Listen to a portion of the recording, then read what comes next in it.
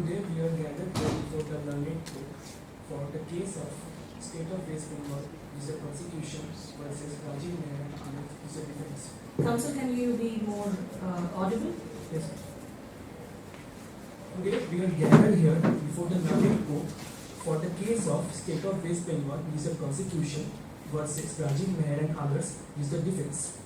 And I, being the prosecution speaker one, would like to begin my opening statement by stating the brief facts of the case, which are as follows. Counsel, I would like to know how are you referring the bench as? Your Honor, Proceed. there was a solemnization of marriage between Rajiv Mehra and Yashika Singh according to the Hindu Marriage Act 1955 on 24th of April 2018. Rajiv Mehra was residing at 121 Southern Park, Kolkata 701, along with his mother Shivani Mehra, his brother Sanjay Mehra, and sister-in-law Shushila Mehra. According to Bajrang Singh, the father of Yashika Singh, the conjugal relations of Yashika Singh and Rajiv Mehra was not going smooth, and Yashika did not have a cordial relation with her in-laws, as she was being subjected to cruelty by her in-laws for dowry. Even though during the solemnization of marriage, a dowry amount of 10 lakh in cash and gold was given by Bajrang Singh to her in-laws, but that did not satisfy the urge of her in-laws, and Yashika was constantly put into more pressure for more dowry amount. A child named Ajay Mehra was born out of their wedlock on 16 September 2019, and Yashika had hoped that with the birth of her first child, the behavior of her in-laws and her husband would change towards her. But the situation did not improve, but the situation became more worse. The constant mental and physical torture laid out to Yashika greatly affected her mental health, and the continuous interrogation situation compelled her to consume poison on 17 December 2021. Mr. Bajrang Singh reported the matter to the police immediately on the day when the incident happened. But the police, under the influence of Rajiv Mehra, stated in their police report that there was no evidence of any physical torture, and she consumed poison mistakenly, but believing it to be some other conjugal substance. Bajrang Singh even stated that he felt that the police did not investigate the matter properly, and Bajrang Singh charged the police for manipulating the case under the influence of Rajiv's family. Yashika Singh was saved and she was brought to her parents' home, but due to societal pressure, she was forced to go back to her in-laws' house. On 14 April 2022, Ashish Gujral, a neighbor of Yashika Singh, saw her screaming from the window. She was burning in the kitchen, and he immediately called out to other neighbors, and they broke open the front gate of the house trying to get Yashika safe. And she was taken to the hospital at 4 p.m.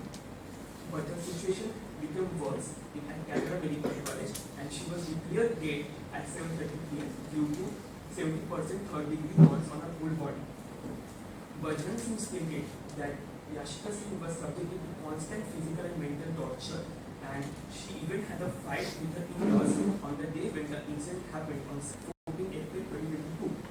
An FIR was lodged, and the police had arrested all the accused persons, and the statement of the witnesses and the statement of the witnesses were recorded under section 161 of CRPC 1973, and all the materials facts were collected, and the prima facie case was established under section 498 to be read with section 306 and 34 of IPC 1860 against all the accused persons. The statement of charges were as follows. Rajiv Mehra and Shivani Mehra were charged in section 498A for cruelty against women by husband or relative of the husband, and they were charged in section 306 for abatement of suicide. Can you tell me which page the charge sheet is there in your memorial? Which page in the memorial your charge sheet is mentioned? The statement of charges, which page? Second discuss. Always have your memorial in front of you when you're making a argument. Present in court, you have to have your documents in front of you, right? So that you can always go ahead and connect with the judges, because I may not know what is what, Yes, right? sir. You have to refer to that. So page 11. Page? 11. Page 11 is blank at my end. Sir, page 12. Page 12 talks about issues raised. Page 10, Your Honor.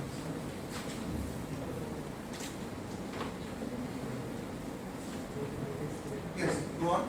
The statement of charges made as follows. Rajiv Mehra and Shivani Mehra were charged for section 498 for cruelty against women by a husband or a relative of husband, and they were charged with section 306 for abatement of suicide and section 34 for acts done by several persons in furtherance of a common intention. Counsel, why do you think that there is an abatement for suicide? Your Honor, Yashika Singh was subjected to constant physical and mental torture, and that was why she was compelled to consume poison. And Is there any circumstantial evidence which leads the case towards this? Your Honor, I have the witness statements where Bajrang Singh and even Uma Devi Singh, mother of Yashika Singh, has told that she told over to us that she was being subjected to constant physical and mental pressure, and the constant pressure was being created on her for more dowry demand. I have those witness statements. And the last statement of charge was section 304B for dowry debt.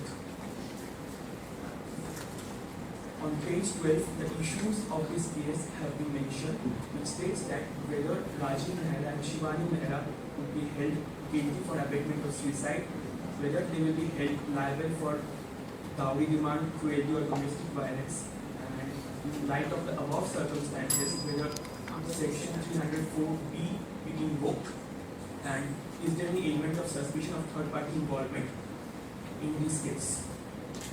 With the proper examination of witnesses and to material facts, we produce different Counsel, features.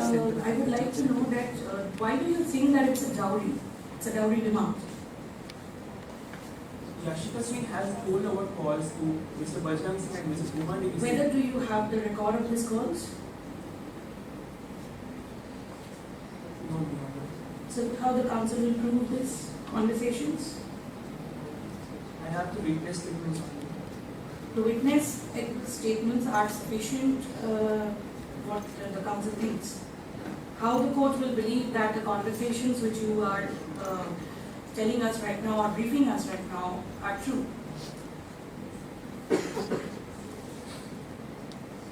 I mean, the court cannot come to a conclusion finding your conversations and believing that they are true, or in that case we have to believe every other conversations which are being explained to the court to be true.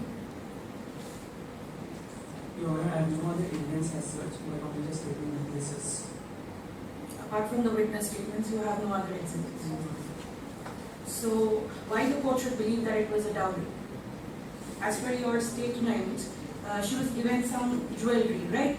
It could be Sridhan. Yes, Your So, and you have also mentioned that there is an amount which has been transferred. Can you show us any bank statement? It could be transferred on her name as well.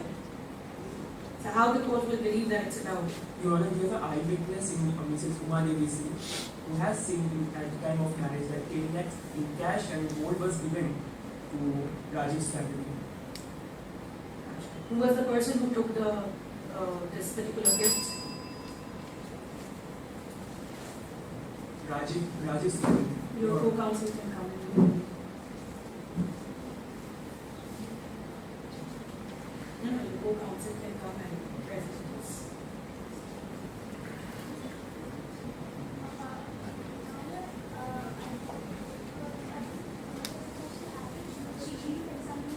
Yes.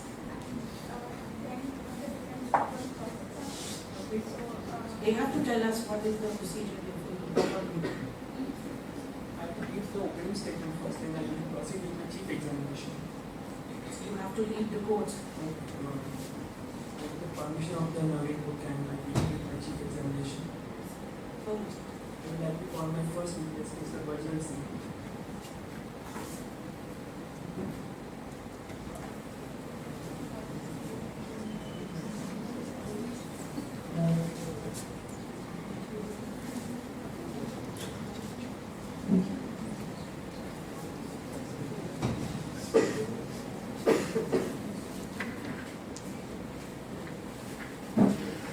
can you please introduce yourself and your relation with the deceased Yashika Singh for the benefit of the Navin Court?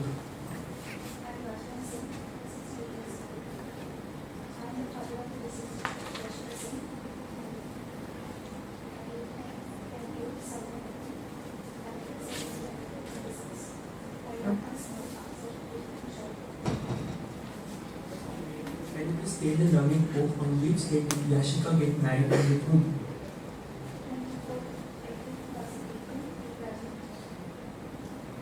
Did you give any dowry amount at the time of marriage and was there any eyewitness to it?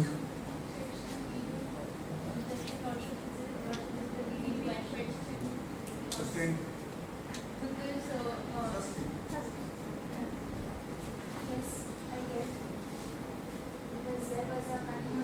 Counsel, reframe the question. Objection is sustained. Reframe the question.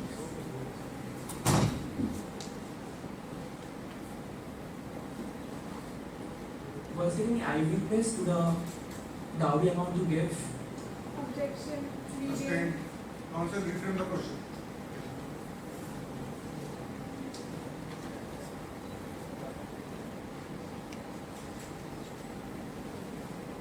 When did Yashika give birth to her first child?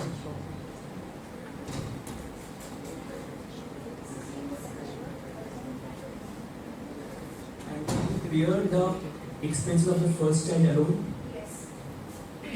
Your Honor, this clearly shows that Raj's family had affection for Yashika as well as for her child, which clearly amounted to mental cruelty on her part.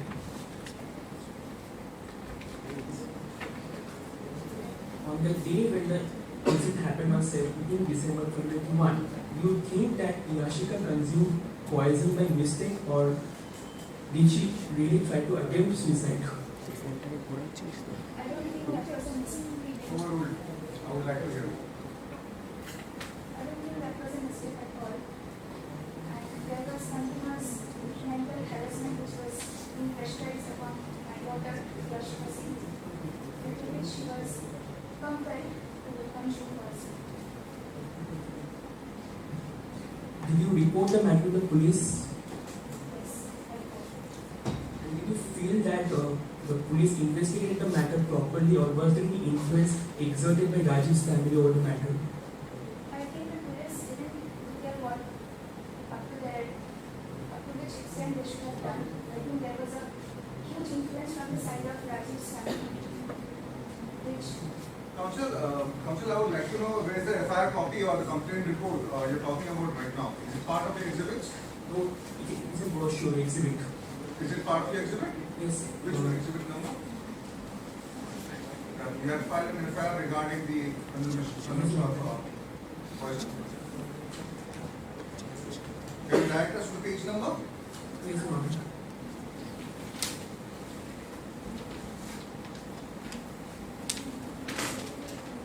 Can you please refer to page number 28?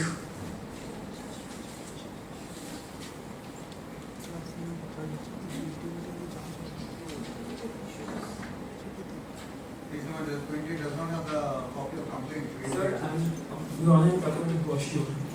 The brochure. Yes, Your Honor.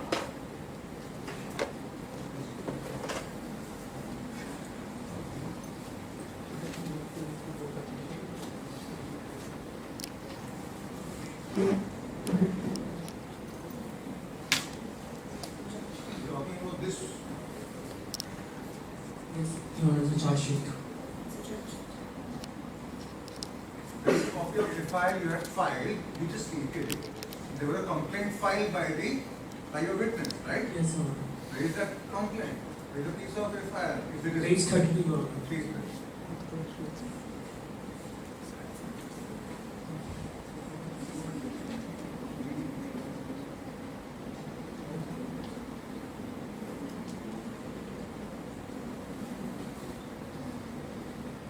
Also, counsel, your witness has said one thing, that there was a heavy influence on his daughter, which forced her to take that poison. So, is there any document which proves this force, constant force, as he has highlighted? Yeah. Your Honor, Yashika Singh has constantly mentioned to her father as well as her mother that she was being constantly subjected to mental and physical cruelty, and she was being created. A constant pressure was created on her for more dowry demand. And The telephone conversation which you have yes, highlighted Your Honor. before, for which we have no evidence. Yes, Your Honor. Counsel, I'll take you back to the earlier question. Page number 32 talks about the written complaint that is after suicide, Yes, Your not Honor. before that. I'm talking about the complaint she referred to at the time of after deceased Yashika consumed the poison. That is what you talked about, right? Is that It's not there, Your Honor, in the It's brochure. not there in your memory box. It's not. Can you please describe the events that happened on 14th April 2022?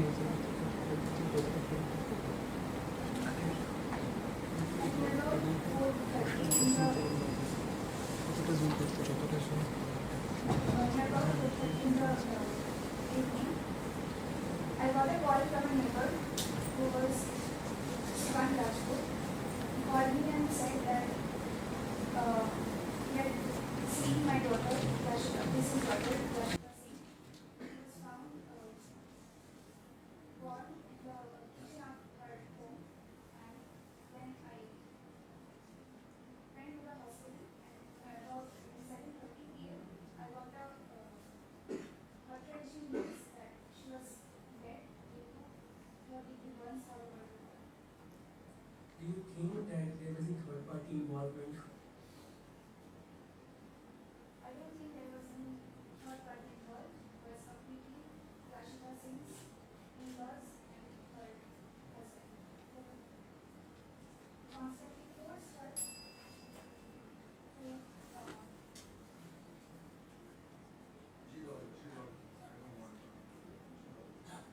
I think it was her in-laws and her husband who constantly created a pressure on Yashika Singh to commit the suicide. No further questions. Your Honor.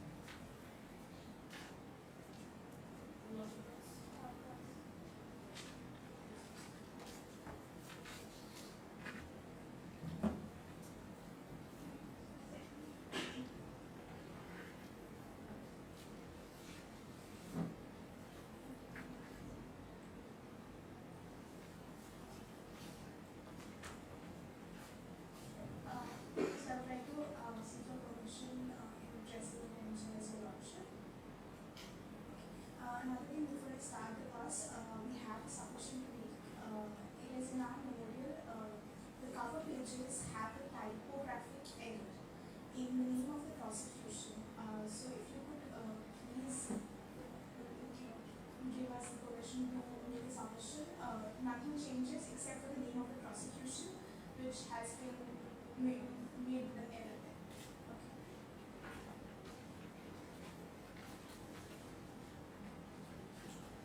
Alright, thank you. The time starts right now, right? Okay. So, where do you live? Where do you live? 10 Southern Avenue, Kolkata, Sector 26. Okay. Where did your late daughter live? 121 Southern Park, Kolkata, Sector 1. Alright. So these are two different places, yes or no? Okay. Did Yashika ever call you, yes or no? Okay. Did Yashika send you messages, yes or no? Messages, WhatsApp messages, emails, any electronic messages, yes or no? No. Okay. Did Yashika write you letters, yes or no? Okay. So in the Counsel, please stop referring to your notebook for cross-examination purpose. Stop referring to your notebook for every question. It can be done once or twice, not every time. So, in those telephonic conversations that you had with your daughter, did she ever mention any sort of abuse, any sort of problems that she had in her household? Yes. Okay. And are those phone calls, do you have evidence of those phone calls? Do you have those phone calls recorded in any way?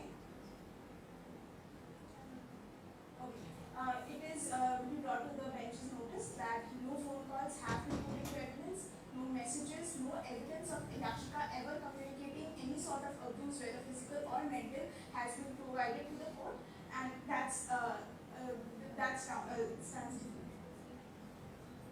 Okay, so Just because there was no phone call records, does that mean that there was no abuse? right, absolutely not. However, there is no evidence of this abuse. There might have been abuse, but there was no evidence of this abuse. There is no. The evidence proves that there can be abuse or not.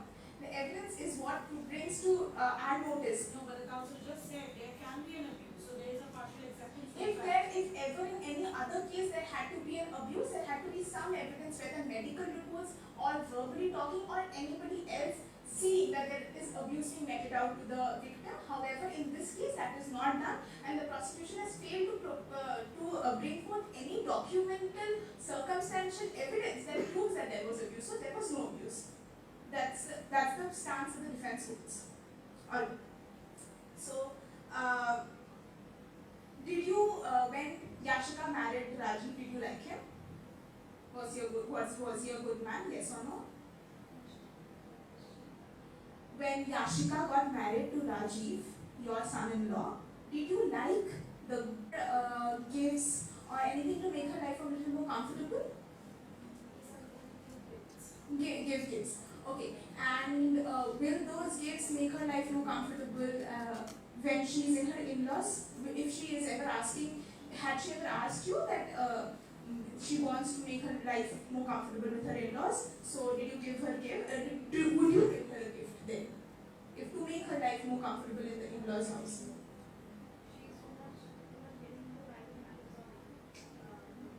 I think it's relevant for the case.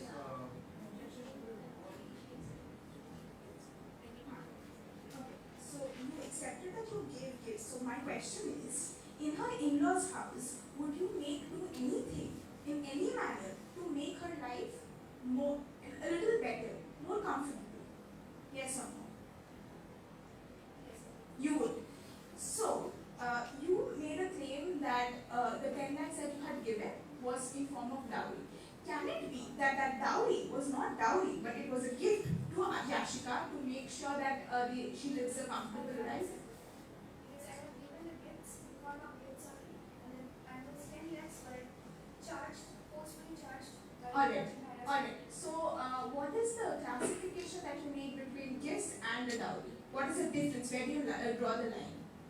The things that the money that I wanted to give in form of gifts to Yashika during her marriage with Rajiv, but those 10 lakhs were not included in this.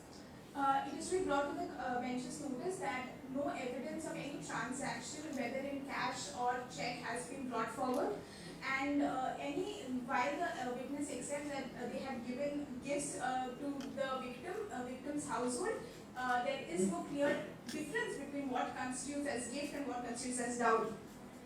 Now, you agree that your daughter had drank poison, and She was forcefully. She was compelled to. she was compelled. Alright. Counsel is requested to not to make a mockery of the witness. Do not badger them.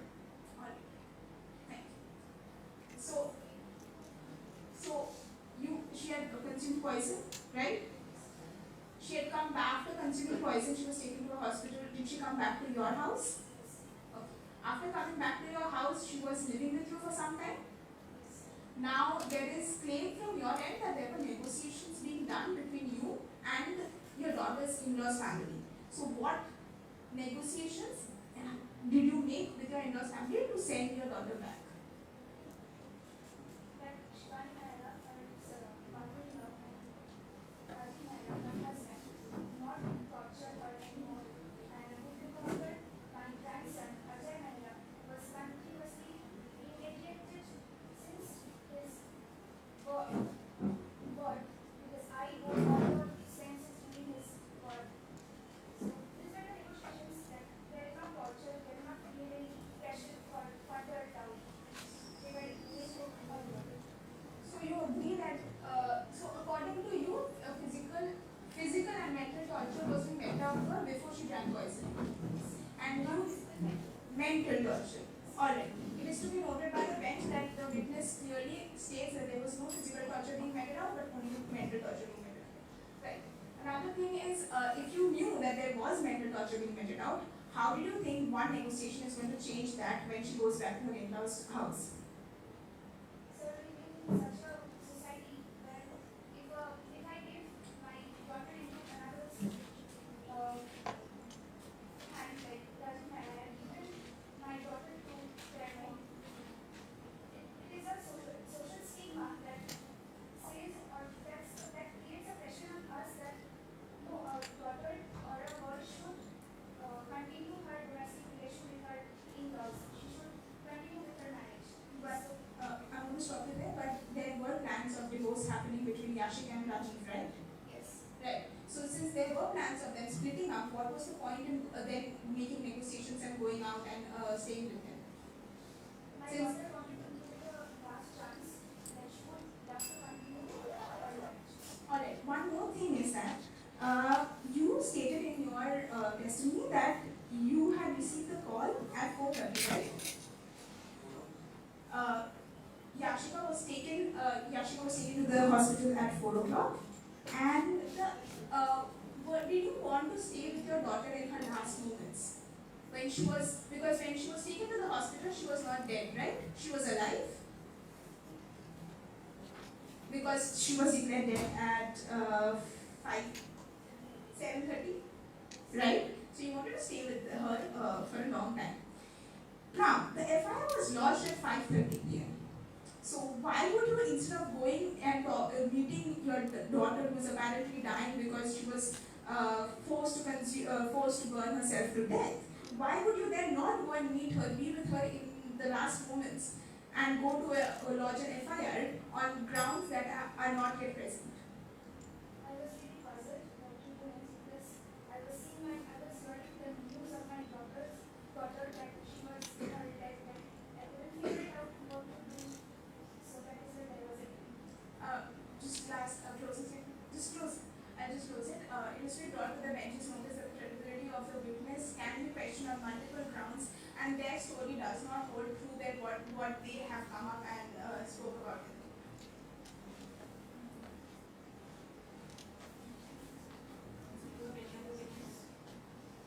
Any other questions?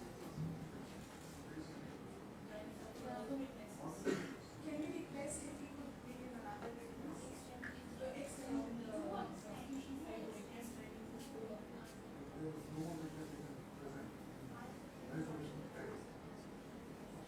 if the lordship allows, if you allow, because the witness is relevant to the case and a lot of questions are unanswered, and I think a lot of time went in searching for the FIR charge.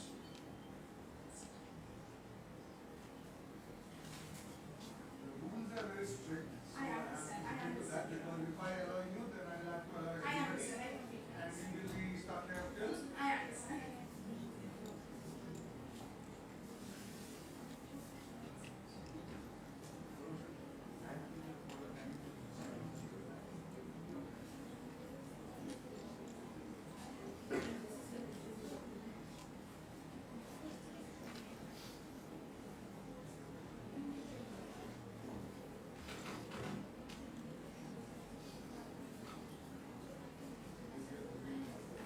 Yeah.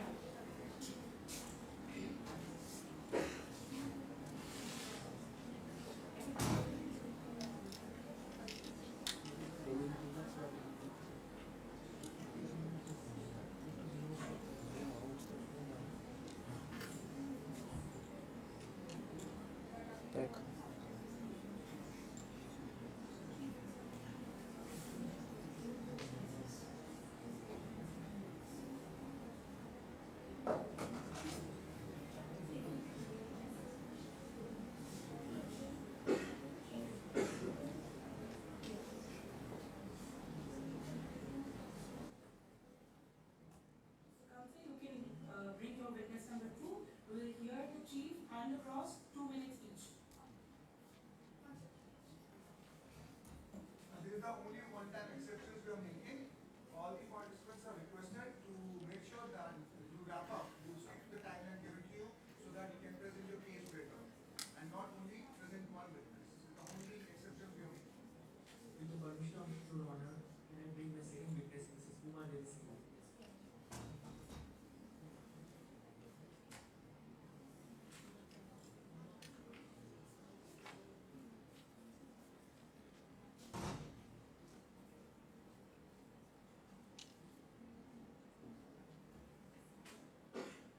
Can you please introduce yourself and your relation with the deceased Yashika Singh for the benefit of the learning court?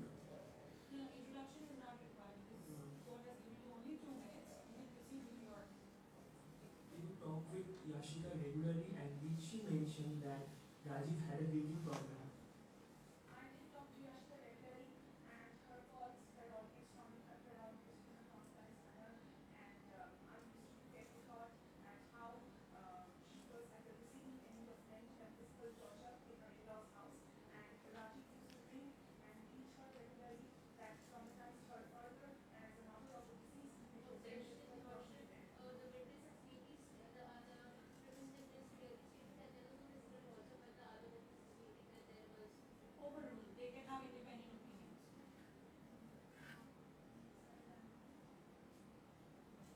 Did you feel after talking with Yashika that she was thinking of trying to end her life? The compulsion was so high that there was a chance that she would be, if any more physical or mental torture was committed to her, then there was a chance that she would commit suicide. And in fact, my husband, Rashid Singh, and I were thinking of ending the marriage, but then the fateful day happened where she committed suicide. Do you think that the event that happened on 14th April 2022 was there any involvement of third party?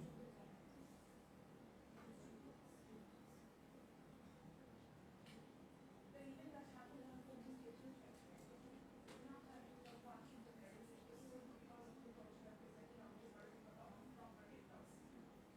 And were the in-laws putting pressure on Yashika for more dowry demand? Absolutely. Thank you. Want to cross?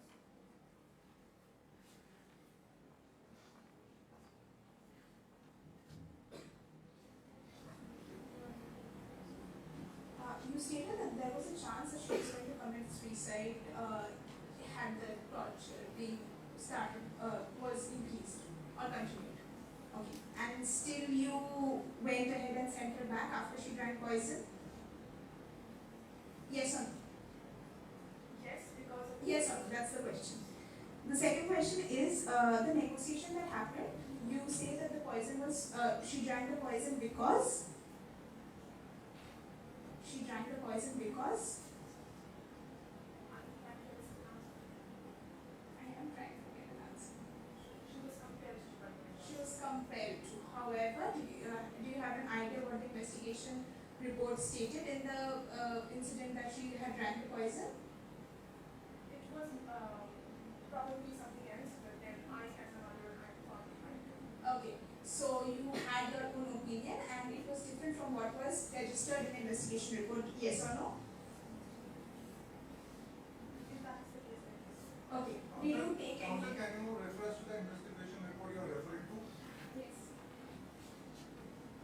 Your Honor, it is not presented as an exhibit and we were not allowed to bring forth our own incidents. However, it is given the facts of the case in the brochure. Tell me the page number? Yeah, The first page, sir. Just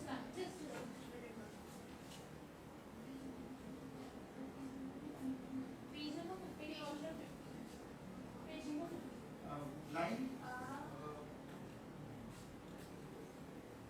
You say it states the situation became worse for Yashika after the birth of a child, which compelled her to consume poison on the 17th of December.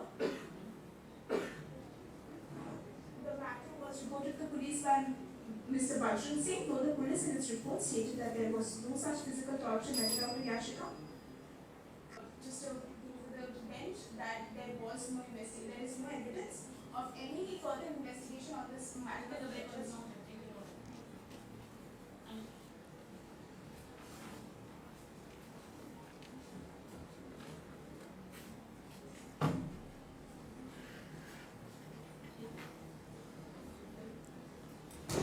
The council seeks permission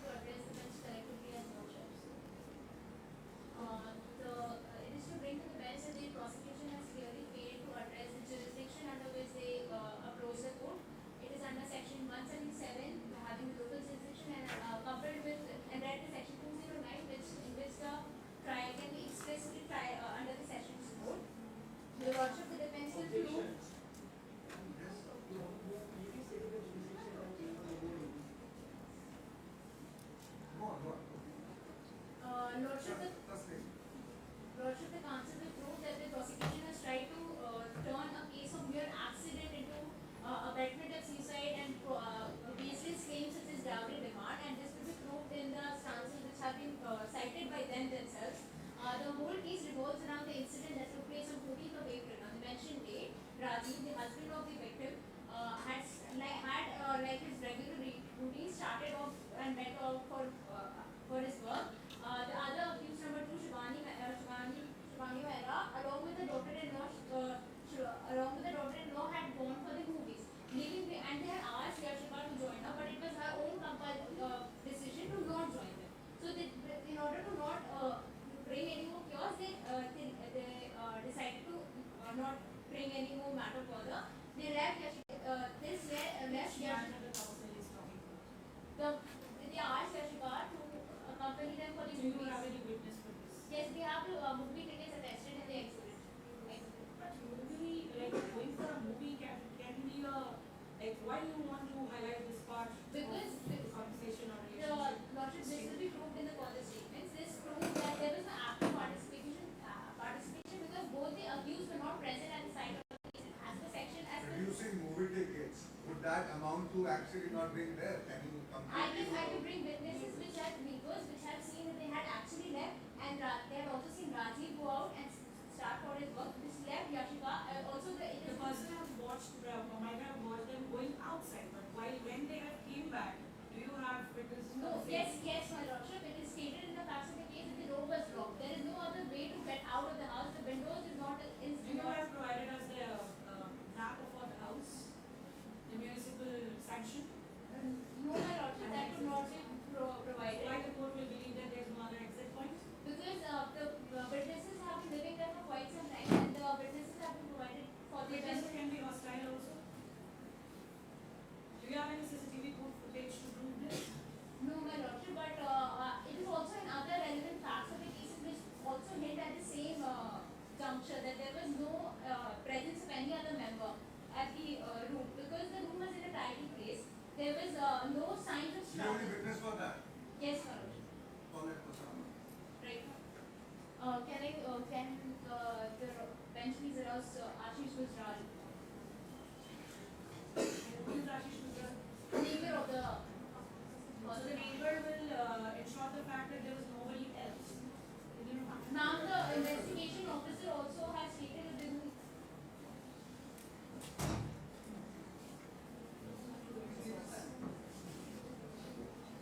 witness, please mention your name for record report and your relationship with victim.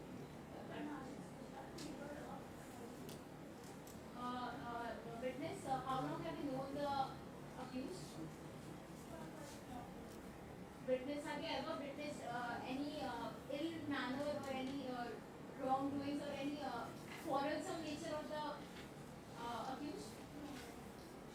Have you ever seen him in an intoxicated or an unconscious manner?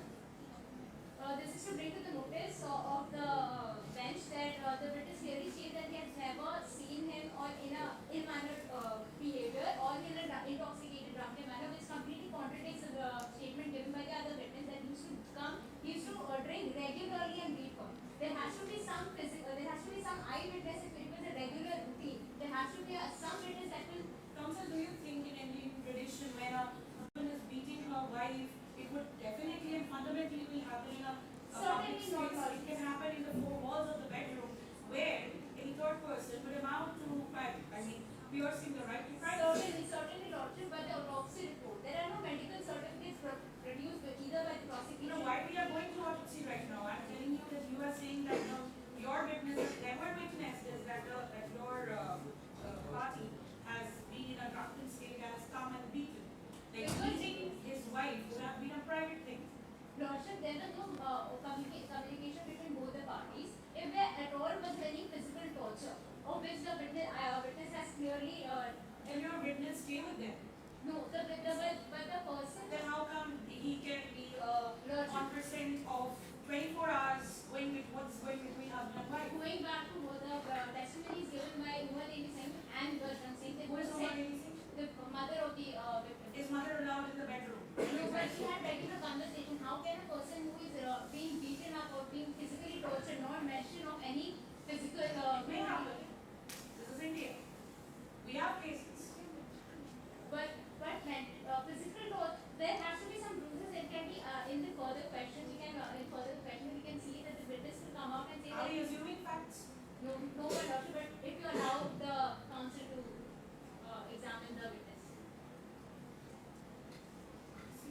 Were you in conversation? Have you ever conversed with the victim? Not directly, because my wife is a candidate. Did your wife ever mention of the ongoing that Yashika ever mentioned of? Did your wife ever say that she was from the reverse of the society, because if you live in India, you often get to know what happens in other people's house. They often aware. Did you ever come across that that mental cruelty or physical cruelty was being meted out to Yashika? Not like that, but as normal husband and wife have some verbal fights. Counsel, the defense is on the ground that there were verbal fights. Obviously, do not deny, but verbal fights being considered as a criteria of cruelty, or being which amounts to such a level that will lead a victim to commit suicide, cannot be. He wants to prove this point that verbal conversation or altercation can never be a cruelty. No, The law says something different. the law states, and it has been held in the case of COD Bangalore versus case figure, that mental cruelty is mental cruelty or verbal fight due to matrimonial affairs cannot amount to Case here. Citation of the case. year 1998. There are 22 years, 22 years from that. So, Lordship, there are more other cases which also state that the daily matrimonial affairs cannot amount to a parameter to judge that there has been abetment in suicide. There were no regular conversations with the parties. There has to be active participation as per section 106 of abetment 306, and it has been stated that there was no one present at the house. Witness, can you please testify when you saw the victim asking for help and you went to help? Was the door locked, or Yes, it was open. when you went inside, was there any other way to get out of the house? Was the window in any such manner that any other person could run? No, it was impossible to get out from the window. Which counsel is to bring to the notice that there is no other way the person can run away. That means there is a voluntary or an accident that has taken place. There is no doing of my client in this. So the criteria of section 106 stands resolved. Physical cruelty is not sure. Do you want to talk as a man? I would like to cross Mr. Sukan Not last one. We have not written it. Other name, but if he has not been presented as witness, he cannot cross-examine that person. You want to cross the present witness? Present witness, can you cross it? Do you want to cross-examine him?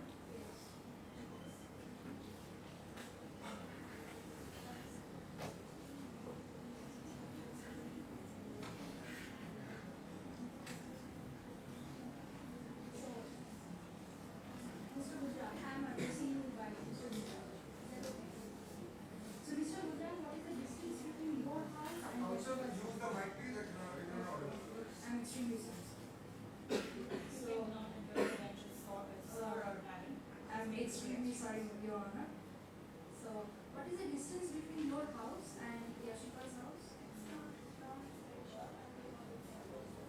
Could you hear the regular verbal fights within the family members? Not regular, but sometimes. So, were you the first one to go and help her out on the day of the incident? Yes, I was the first one who saw she was coming out of the kitchen and she was sleeping. So then I called out for help. Then with Mr. Shukan Thakur, I helped her.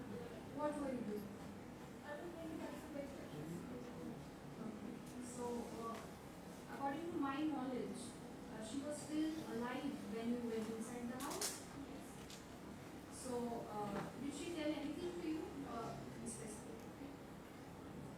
So, do you think the Mehra family is so well known as an influential family? No, they are very well respected, maybe, but they are very well mannered and respected also. My question was, are they well known and influential? No.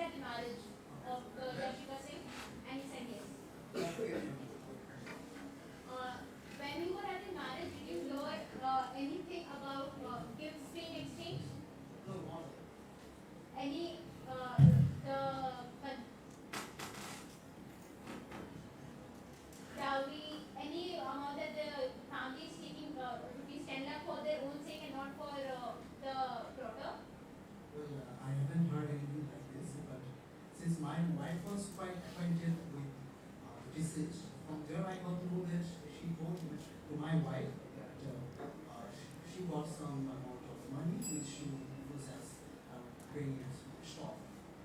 As a gift, as a gift. Can you repeat what he said?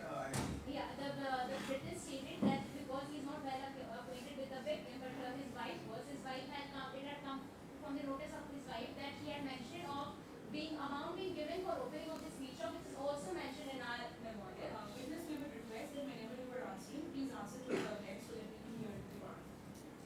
Witness, can you state that was any ill behavior or was the family influential? No, of course. This contradicts the claims, baseless claims that the prosecution is bringing that they had exerted influence.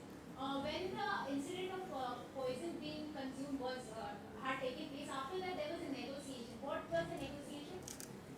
Negotiation was that it was mutual understanding from both the parties, from the part of Yashika Singh's family as well as the part of I don't think so. Outside people should know about the negotiations going on between two families who are bounded by marital bond. The objection you made, you were actually using cross-examination, right? This is not the And same. anyway, the time for logic for you is over, so you can come with us. So let's start with that question of yours. Take your you'll be crossing.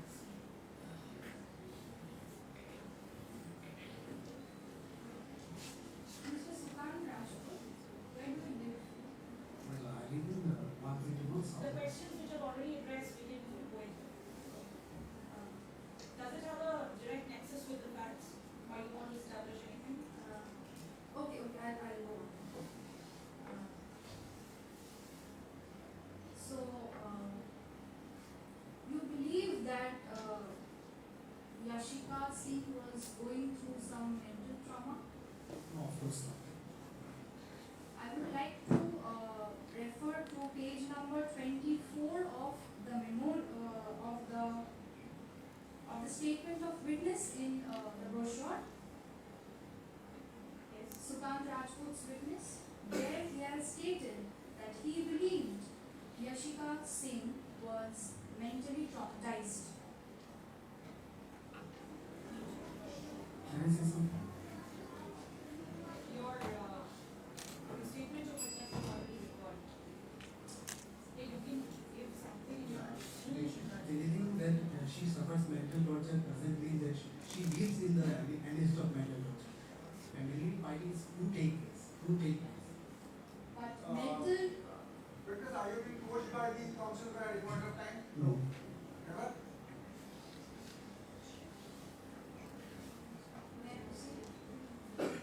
so when you entered the house, what did you see? Was there anyone else or the son? Let me finish, please. Was there the son of Mrs. Yashika Singh?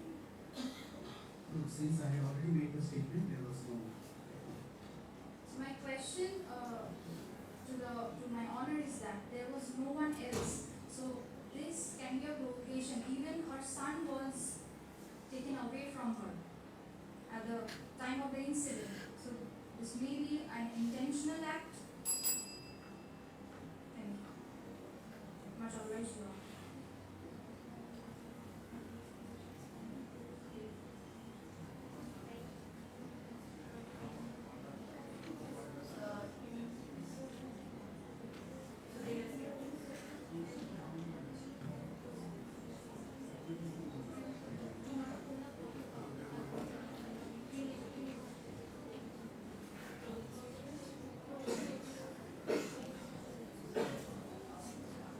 closing statement, 2 minutes each.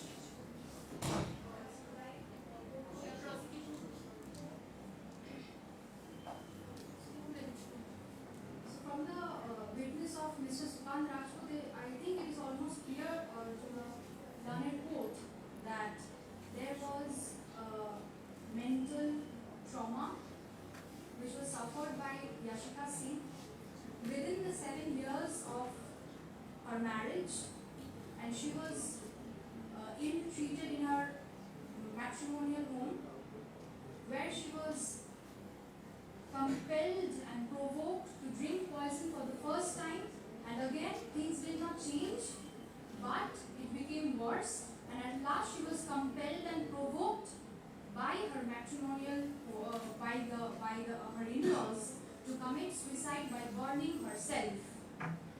So I would like to put forward to the learned court that please decide the case accordingly and do justice to my victim. Mashallah.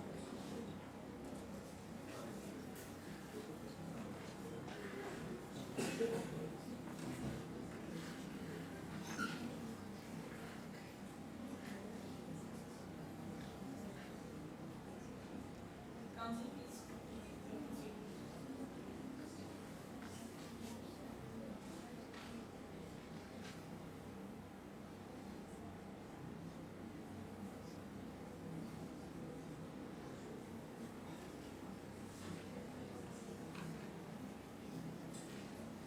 The defense would like to produce that the prosecution has failed in producing any proper evidence or through witness statements beyond reasonable doubt that Rajiv Mehra and Shivani Mehra can be accused of being a participant of the abetment of suicide claims that they have made. Some of the reasons why they have failed to do so, I'll be stating as follows. So, as mentioned by the neighbor who had found Yashika burning, there was no dying declaration. However, she was in a state. She died 3 hours after she was found burning. So, she was in a state to make a dying declaration. However, she refused to make a dying declaration. So, that proves that there was in no way that she could have blamed her husband, she could have blamed her mother-in-law, and she refused to do that. So there was no dying declaration. The defense side has repeatedly talked about mental torture and no physical torture. In fact, I would like to guide the bench's attention on page 16. This third paragraph, they have contradicted themselves here by stating a case that is in fact against their case. I'd like to read the last sentence which is relevant to this matter. The mere fact that the husband treated the deceased wife with cruelty is not enough. It is a case of Mahendra Singh versus State of MP, as they have stated. So that is a case that is against them. They are contradicting themselves, so we cannot. They have failed to prove without a reasonable doubt that Rajiv Mehra is can be accused. There is also no active provocation. Mere fights cannot be equated to cruelty. All households have fights, but those fights cannot be equated to domestic violence. When people stay together, there are obviously bound to be fights. But what can be marked as cruelty and what cannot be marked as cruelty are two very different things, which they again have failed to do through medical evidence, through phone records, through any way. So. Yes, Your Honor. So, the defense side prays that Rajiv Mehra and Shivani Mehra be declared not guilty of the offence of the abetment of suicide, and that Rajiv Mehra and Shivani Mehra be declared not guilty of the offence of demand for dowry and cruelty. Much appreciated.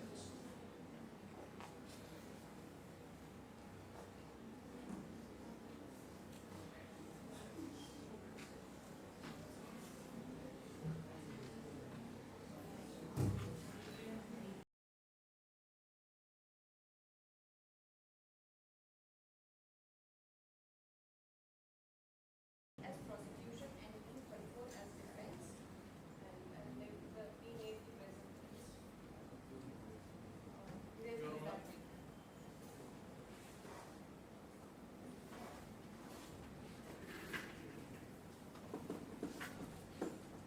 Your Honor, I want to represent this case as counsel for prosecution. Now, I would request you if I have the permission to tell you the facts of the said case. Counsel, can you tell under which jurisdiction you have filed the case before this court? West Bengal, What is the jurisdiction under which you have filed the case and you are here before the court?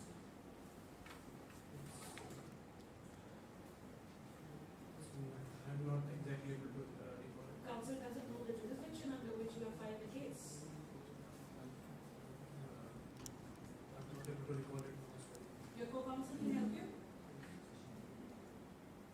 Section 229.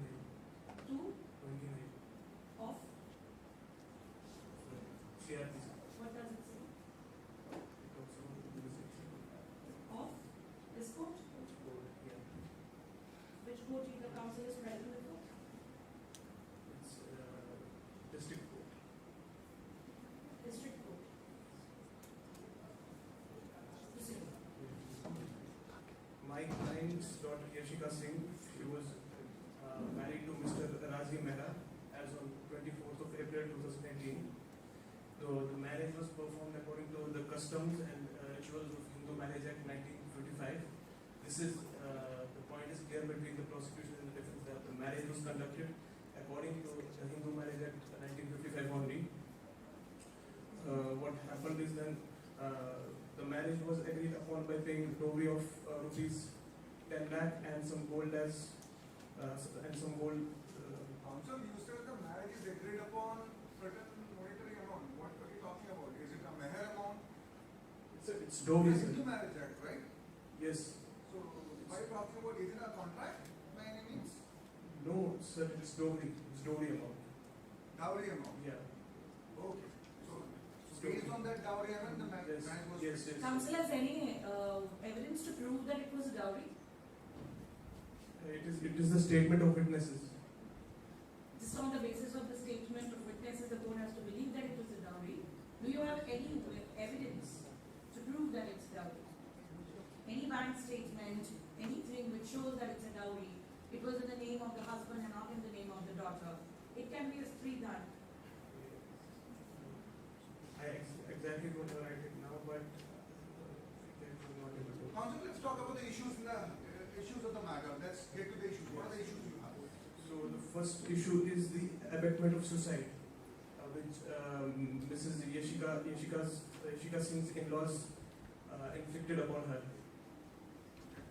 Go on, then. Yes. So I want to say that. Please do not read it from your sheet. I'm not reading. I'm just. They are referring. Yes, I'm referring. So Mr. Rajiv Verma and her mother Shivani Verma, they used to constantly harass and mentally torture my client.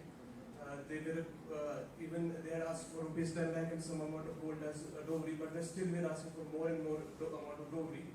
So their insatiable desire for dowry, it was increasing day by day. So that's why they were mentally and physically torturing my client's daughter. So according to, if I could narrate the section 107 of IPC, it talks about elements of abetment. It says that whoever either prior to or at the time of commission of an act does anything in order to facilitate the commission of that act and thereby facilitate the commission thereof is said to. I'm aware of the provision. Now go on. Okay, you are aware of. So I'm saying that Yashika Singh's in-laws, they created such circumstances which compelled her to do suicide, to burn herself. So this Who is. filed the FIR, counsel? Sorry, Who filed the FIR? it's Bajrang Singh. Yashika's And father. not the neighbor? Sorry. Not the neighbor?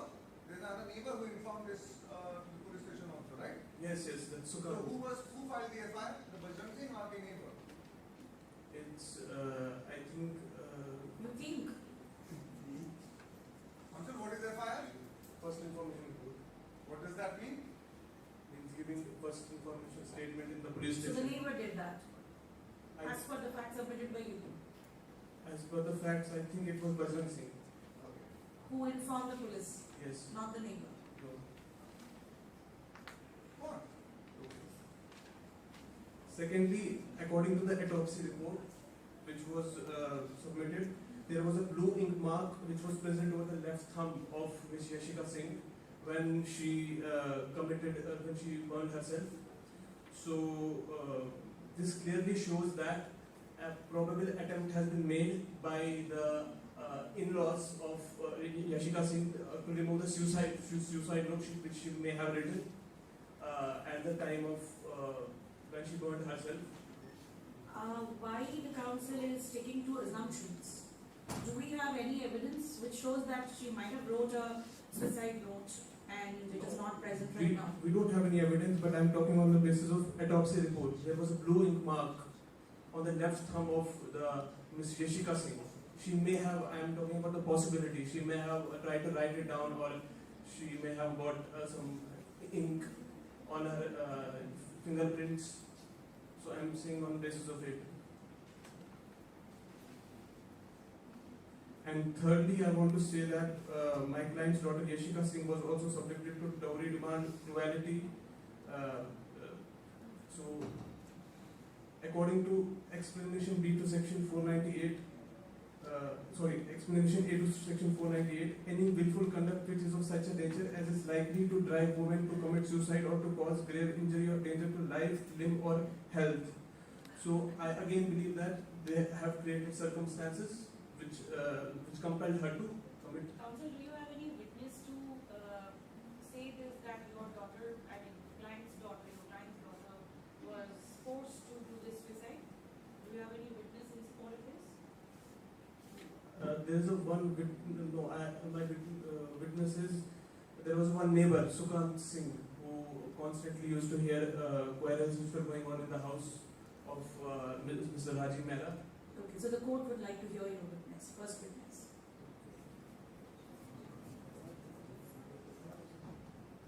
Sorry to say, our witnesses are. The counsel seems not to be verbatim with the presentations you No. have here.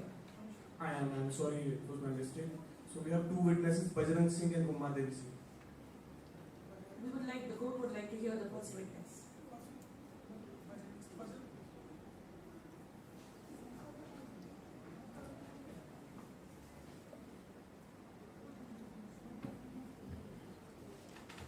So, what's your name? My name is Prelims I. I'm father of XITAC'22. Okay. So you tell me, how was the relationship between your daughter and your son-in-law?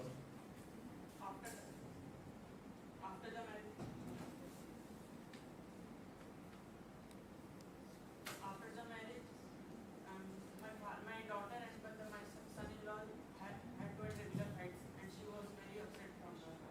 Witness is requested to address the bench.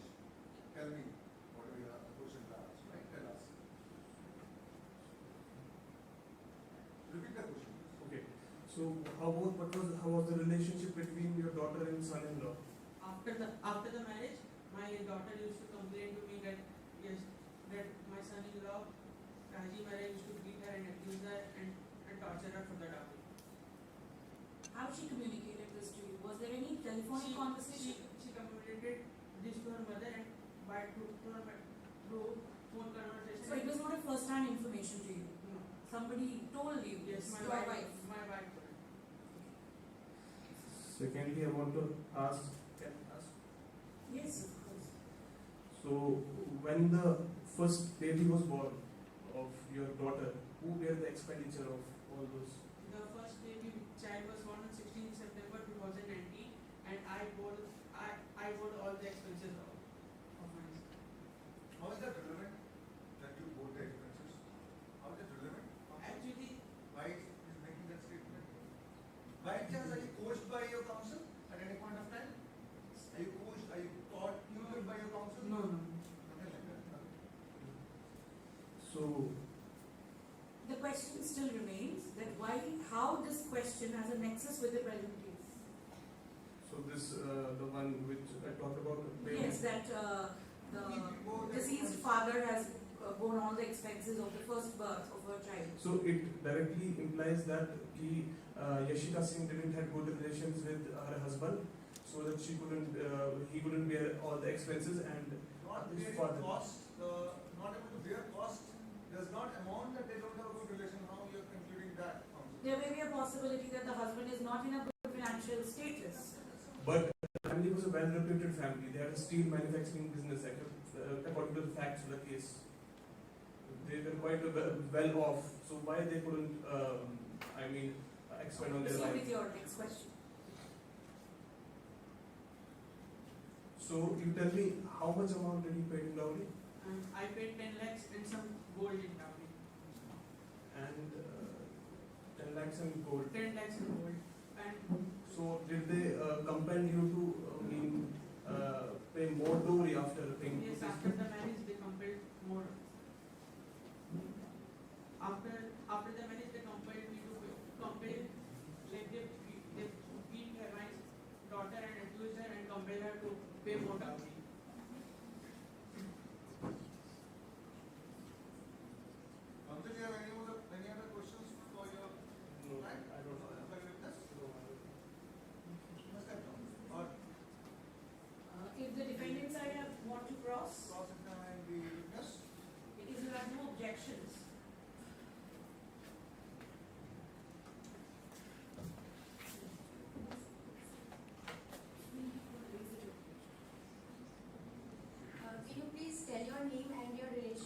deceased? I think he has already done that, so you come to your main cross-exam and cross question.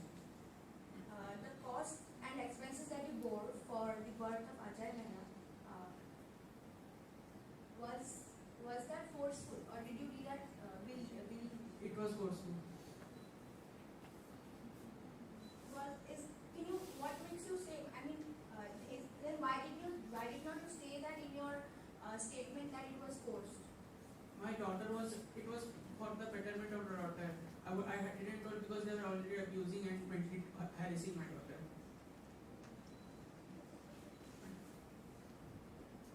Do you think that the concept of verbal fight is normal in any family? No, the concept of verbal fight is not normal in any family. Okay. Counsel, you have to establish the nexus of the questions you are asking, how it is related to the case. You have to establish that. So as per Vandan Singh states that verbal fights are not normal in a family, but we have always seen that there can be disagreements in a family, but it does not always mean that it will result into abuse, or as per it has been stated that we used to abuse and harass Yashika Mehra.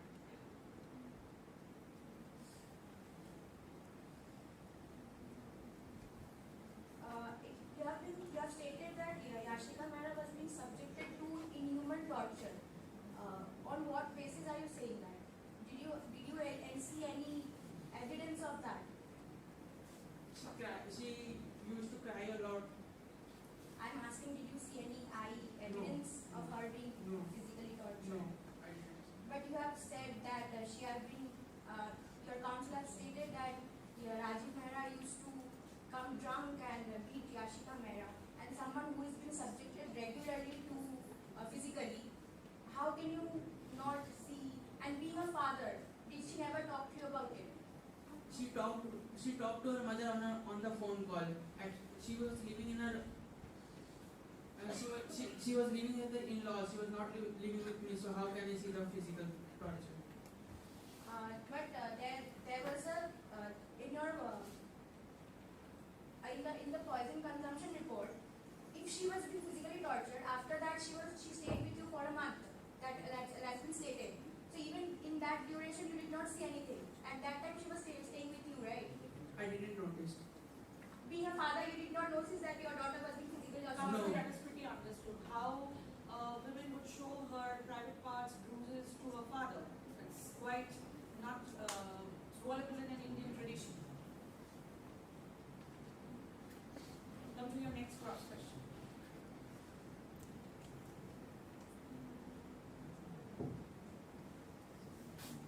That's all. Prosecution, any other witness? Please.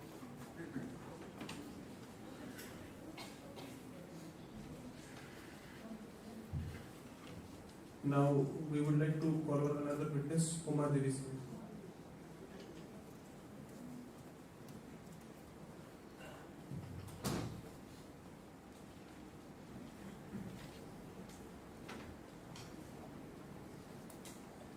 Okay, what's your name? All the facts which are matter of record need not be asked. Okay. How did you come to know about the harassment of your daughter? My daughter used to call me every single day, and she used to cry to me, and she used to tell me the severe kind of hurt that she has received from her husband, because her husband was beating her entire in-laws were trying to convince her to give the dowry, and that is how I got to.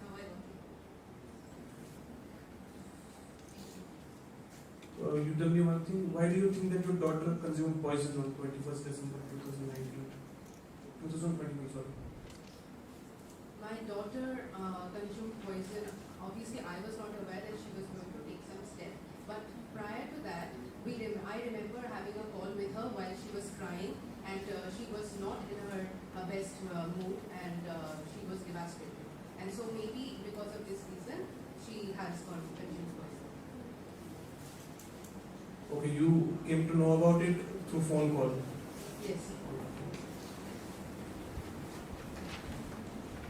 Okay, you tell me one thing. Does your daughter wanted to continue the marriage after all these harassments, and did she tell you anything about it? Did she wanted to continue the marriage? After consuming poison, she came back to our house, but after some weeks she decided to go back because she thought that the society would not accept her. So that's why it was her choice, and she wanted to continue with her marriage, and that's why we also allowed her to. Counsel, the court would like to hear that these questions are pertaining to which issue, so that the court can understand where the case is leading to. The questions you are asking is related to which particular issue? It is related to that why she committed suicide. Why she is committed? Why she has committed suicide? Yeah. So it's one of the issues. Yes.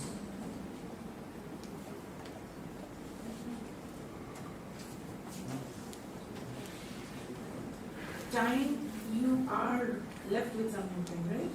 There are no more questions.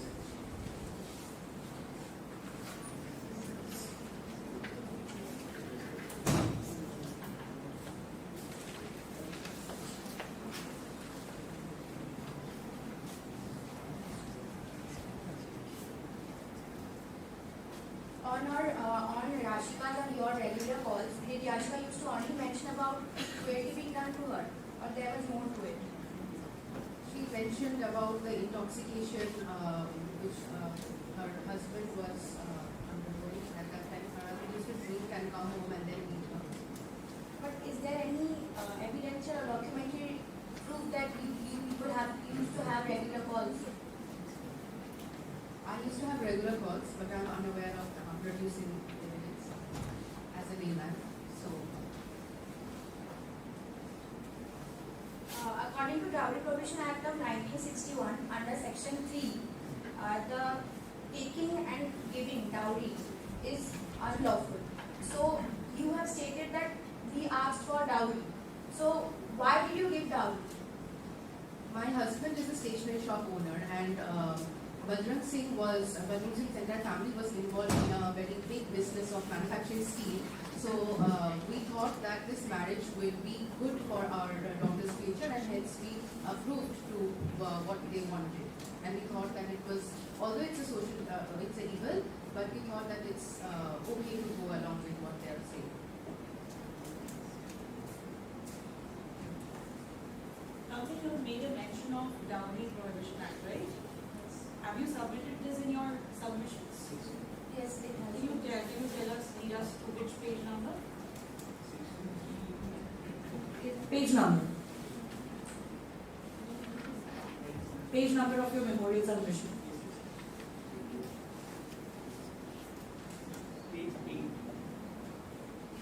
Proceed with your next question. As you have stated that Rajiv Mehra started to drink, but our counsel has stated that he used to get drunk from the very first day. So how does this deny that you are stating that he started to drink? No, I stated that he was getting intoxicated, and after that he used to come and beat her for the dowry.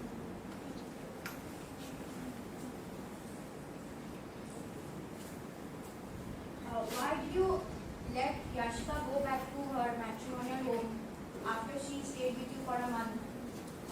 Like she was being inflicted with pain and inhuman torture. So why did you let her go back? It was her choice, and she wanted But you to have go stated back. that you have allowed her to go back. Yes, we allowed her because she wanted to go back. She thought that the society would not accept her if she continued to live in her parents' home.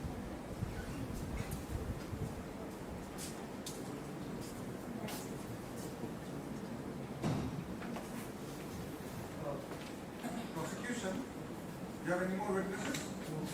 Okay, I have a question for you. What does charge sheet say? What are the charges you have framed against the accused? Section 498A, then 306 and I'm not able to remember. You can refer to the charge sheet.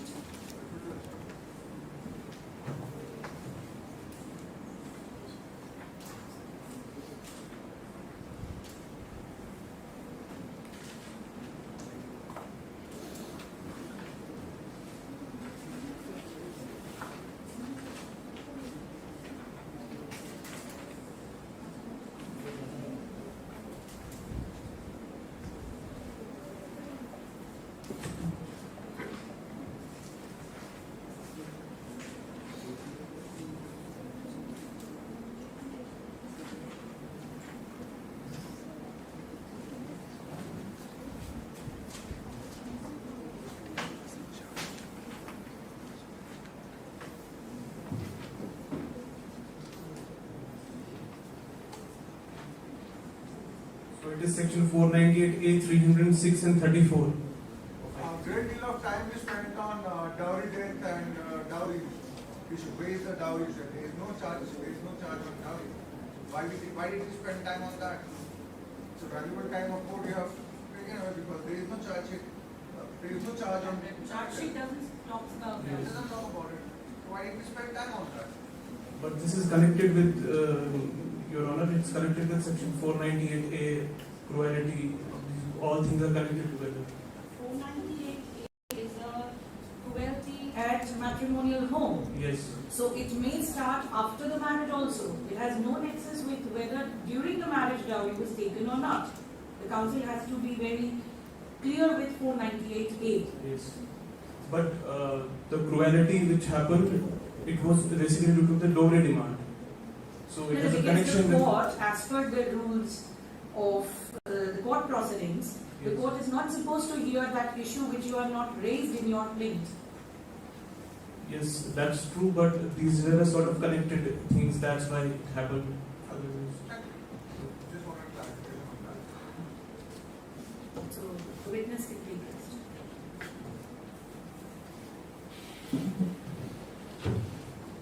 Defendant? Do you have any witnesses to present? Please bring him on the stand.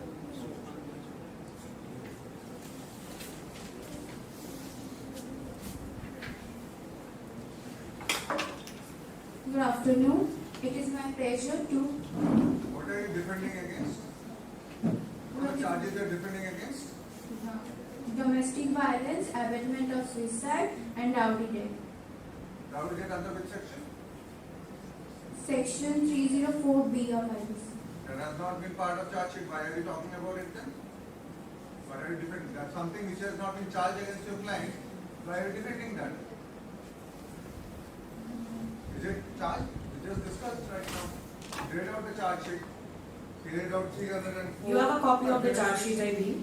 We have a different 498A, 306 and 34. That's they talked about. And you're defending in dowry debt. There's no charge mentioned against that.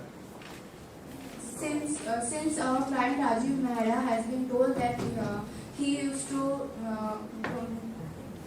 harass the deceased for dowry.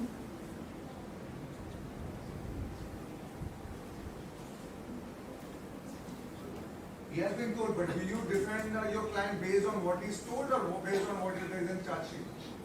What do you base your defense upon? Charge sheet, Charge sheet.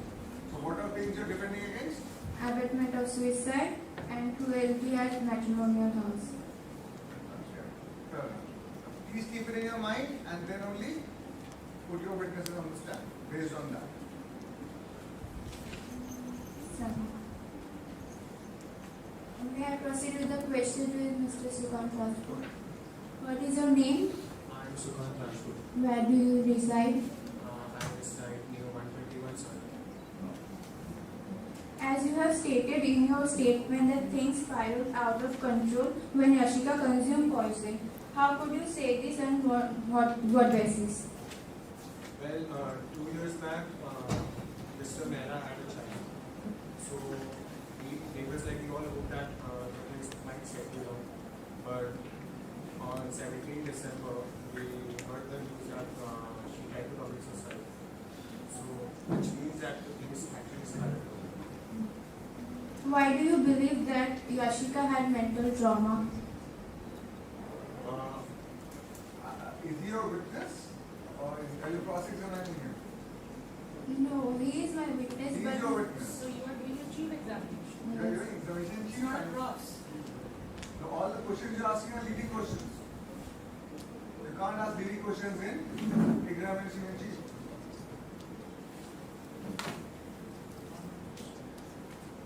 Please rephrase your questions. what do you witness on 14th April 2022? And on 14th December 2022, I heard of the crime and I saw Ashish Gujarat working inside the house of Nayas. And then I saw Yashika was working inside the kitchen. And then we rushed to the camera and everything.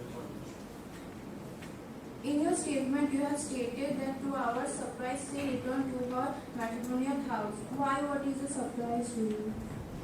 Well, if someone is getting mental trauma from some place, she will not return to that place. Thanks.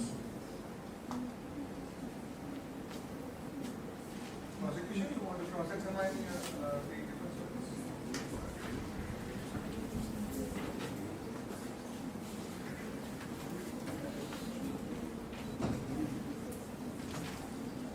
Good afternoon.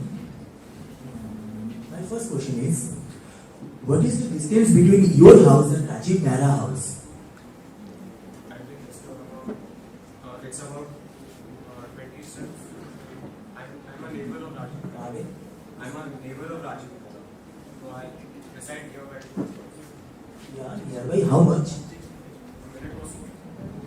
How much nearby? Well, I haven't calculated the distance, but near to his house. Okay. Noted. Your Honor, please note it. Why should I note it? It's not in the fact of Because, Your Honor, in his statement, according to section 161 in police report, he given the statement that here there was a daily quarrel between the husband and wife. If the distance of their house is very far, then how can he hear the distance between? He never said it's very far. No. He said it's near, but he never calculated the distance. That's what he said. Means. Do not try to misguide the code, counsel. He never said that. I never hear. Did you say that? I heard him say that he never calculated the distance. It's near. He never said he lives very far. Means, Your Honor, if you say that he is his neighbor, then also, then I am satisfied. He said that he is in nearer. That's why I question him. I don't think that. Anyway, go ahead.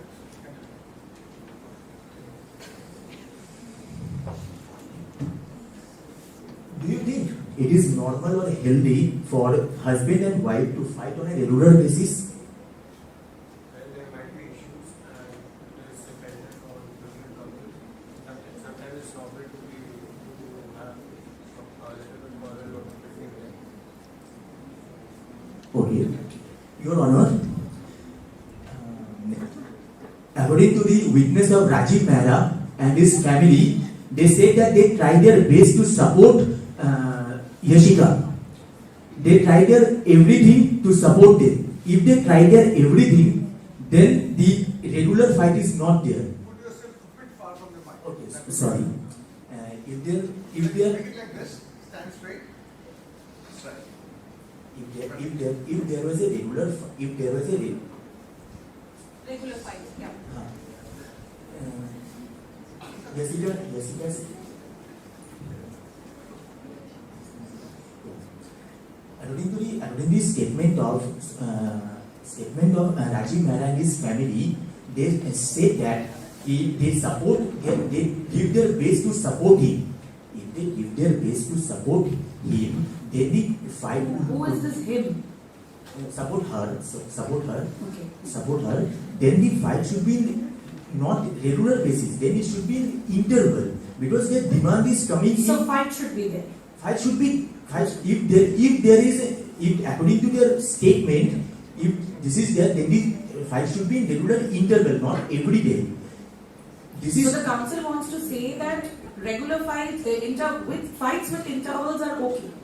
no. I want to express that from this. Rajiv Mehra and his family, the matter is totally different. Rajiv Mehra and his families, after some days, they want dowry from them. Want some money, want some monetary things from their parents' house. And due to this, there is a fight between them. Not the matter is that he is a extravagant or spending more, or he demand from his husband, and that's why there is a regular basis fighting. The fighting is only because of they regularly fight because their family regularly torture my client daughter. They harass her. They instigate her to commit suicide. So how the present witness gives you this conclusion? Like the fight, the objective behind the fight is a matter which court will look into. But how the witness presently, the pertinent question you have asked to the witness, how does this directs the court to understand your point which you have raised just now?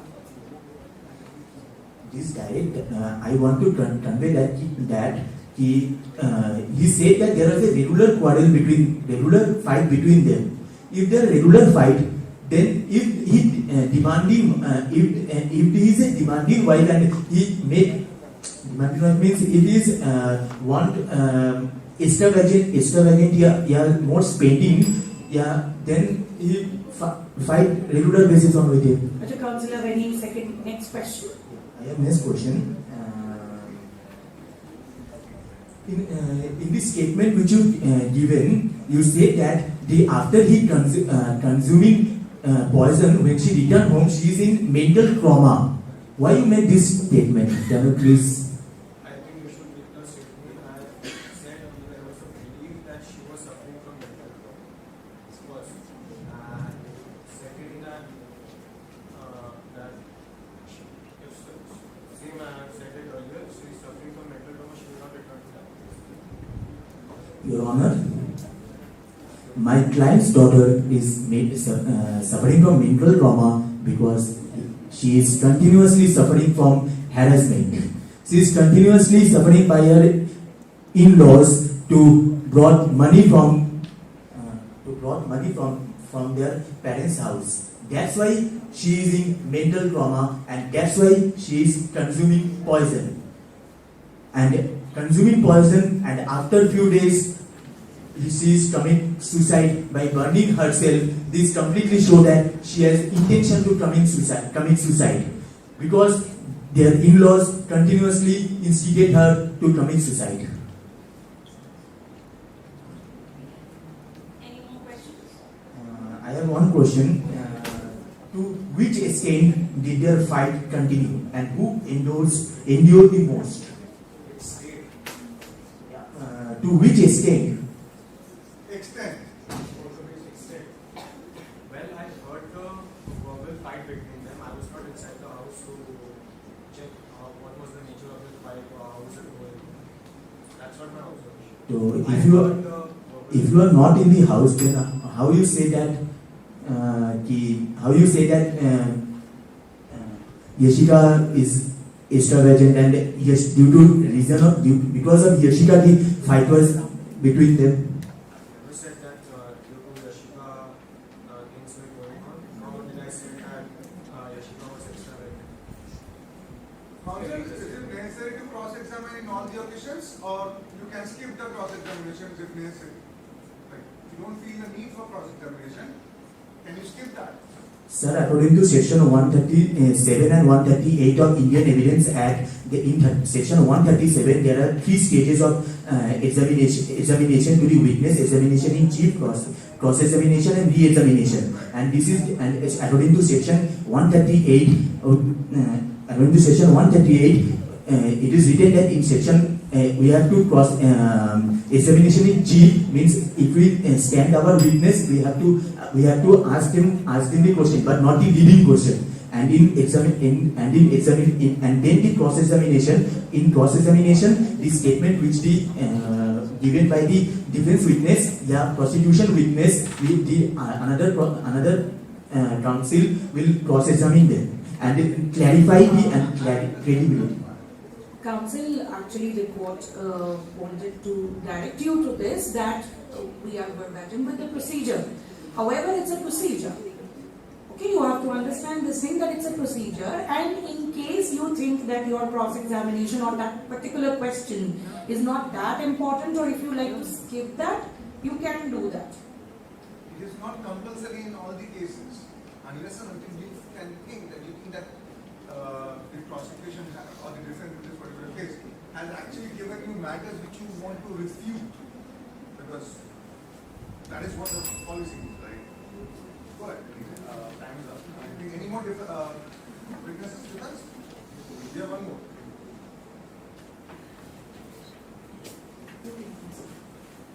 I would like to call a second witness, Mr. Ashish Gujral.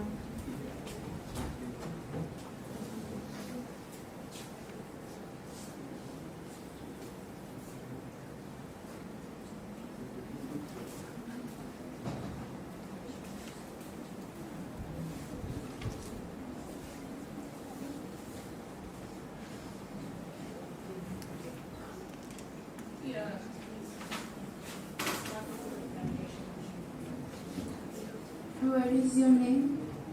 Ashish Gujral. Where do you live? 126 Southern Park, 7 Can you say exactly what do you see on April 14, 2022? Yeah, sure. That day I was going to purchase some vegetables. Okay. I was coming back to home. Suddenly I saw a screaming and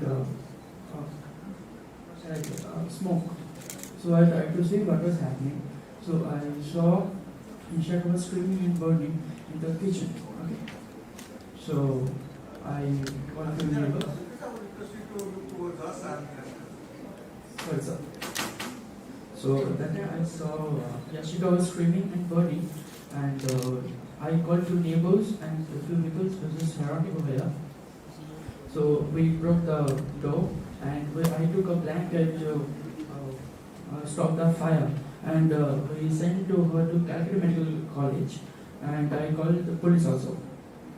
So you are the one who informed the police? Yes. Anybody else you called?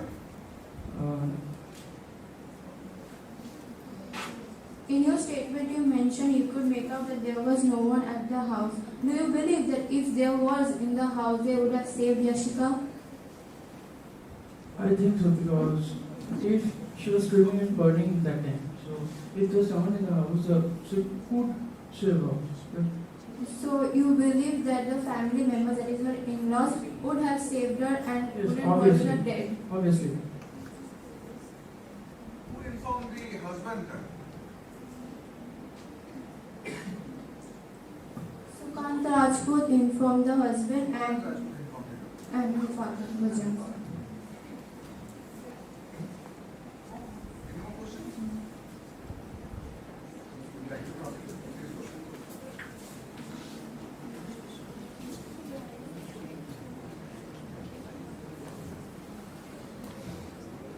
My first question is, can you please tell where you live?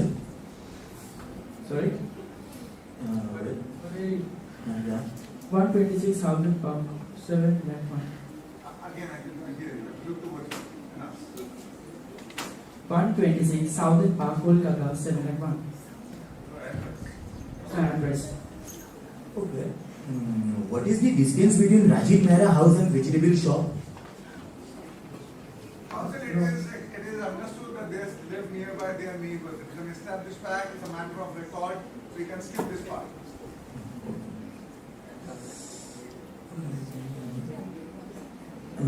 How much time you take to stop the fire by using the blanket? Almost 3 to 5 minutes. I do. Your Honors, there was a third-degree burn injury. Okay, and he take 5 to 6 minutes to stop the fire with the help of the blanket. And in my learned opposition counsel said that there was an accident accidentally she got fired. I want to say that if she accidentally got fired, then he tried to save himself definitely. And if she tried to save herself, then the 30 burn is not there. They definitely try to save themselves, yeah, doing some. What basis you are making this statement, counsel, where I do not have any records of this? Like, what is this? On what basis you are saying that? That it would have happened. There is a lot of presumptions going on here, right? That you would have done that and that would have happened. This person tried to save her life. You are trying to make that person guilty appears to be a person who did not do his job properly. There's no point back. And one more thing I would like to add to what so said.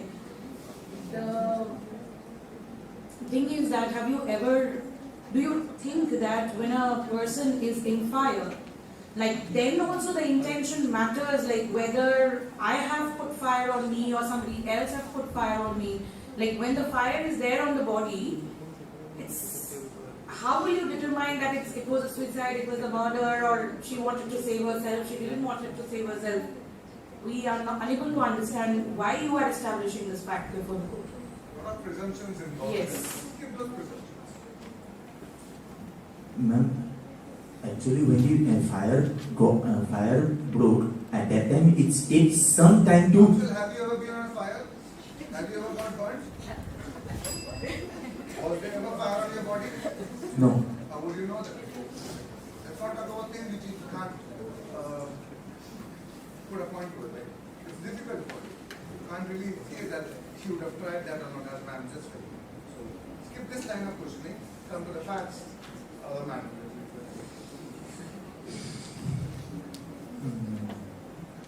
Hello. Witness. Can you please tell from which part of the house the smoke was coming? It was in the kitchen. Kitchen. If the smoke is coming, Your Honor, if the smoke is coming from the kitchen, then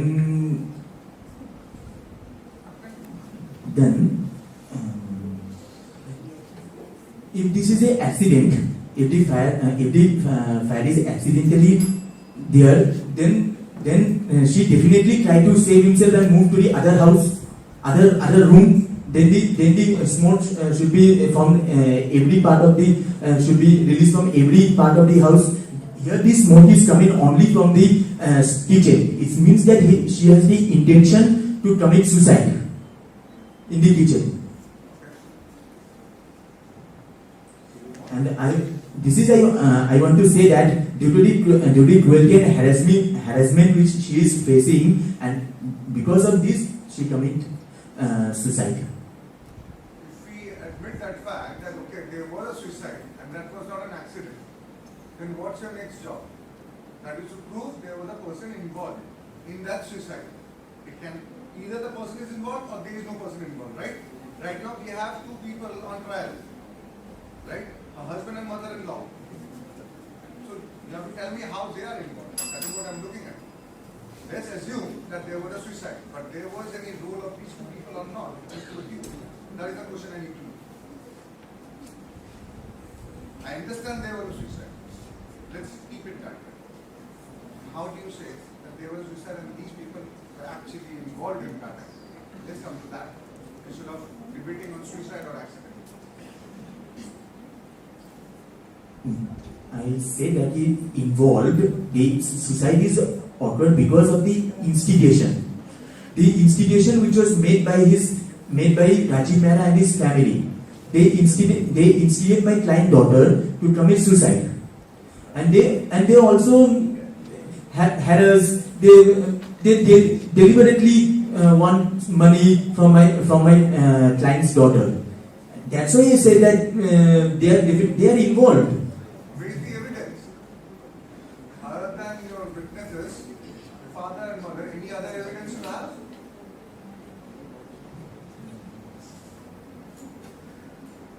What did did the investigating officer find? During his Or on investigation? that this day when this incident happened, can you establish anything which seems to like there was a constant instigation which led to take her this decision that day? Because suicide is some step which has to be done. Like there was anything which pushed her to this stage? Yes, ma'am. In 13th April night, there was the Rajiv was drunken and came and there was a fight between both of them, and there was a mental cruelty which was given by her in-laws to her, and they instigate her. You are useless. You are good for nothing. These all things. You have to commit suicide. They instigate her. That's why in next day she commits suicide. Okay, so you can go for a proceed for the continuing treatment.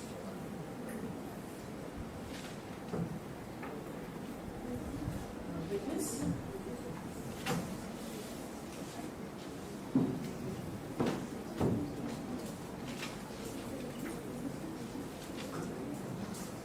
I think council would agree with the fact that in today's progressive world, people have very efficiently managed to learn how to make their interpretation of boundaries suit their desire at their own specific time.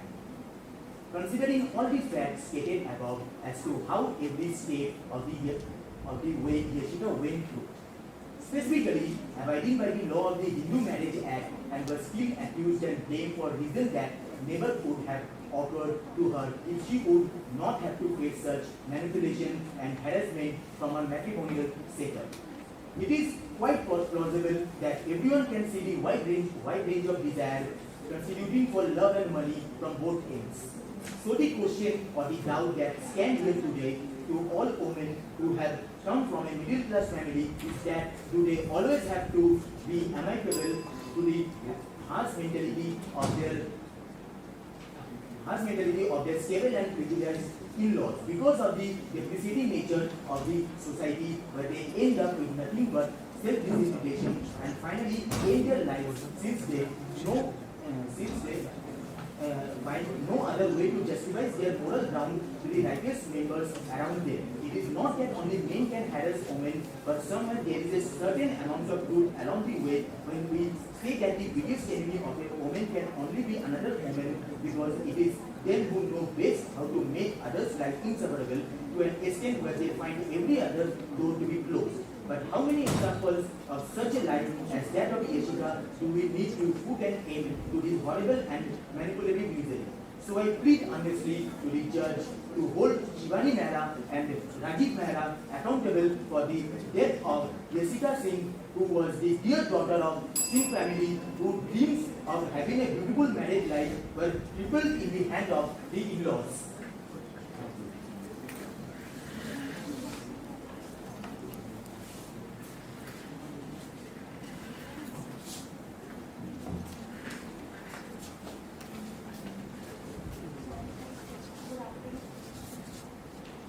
Good afternoon. My name is Kolkata, and again I am the defense lawyer in this case. In the case that the prosecution has presented to you today, there is insufficient proof to convict, and we would ask for a verdict of not guilty. So, through the today's proceeding, we can say that they had certain assumptions as moral grounds. Nothing else is documentary. So, from this, we can conclude by saying that it was a fire accident rather. Now it's your decision, my lord, whether you will be supporting my client Rajiv Mehra and his mother as innocent, or else will you be supporting our learned doctor. Thank you.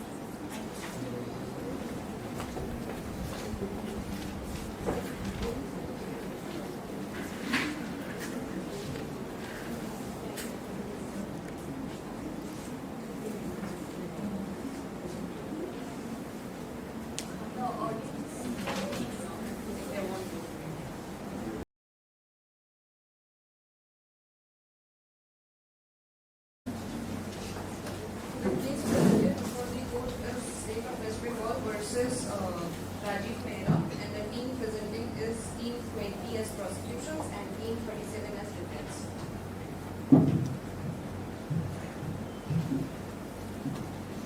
Prosecution, please present your case.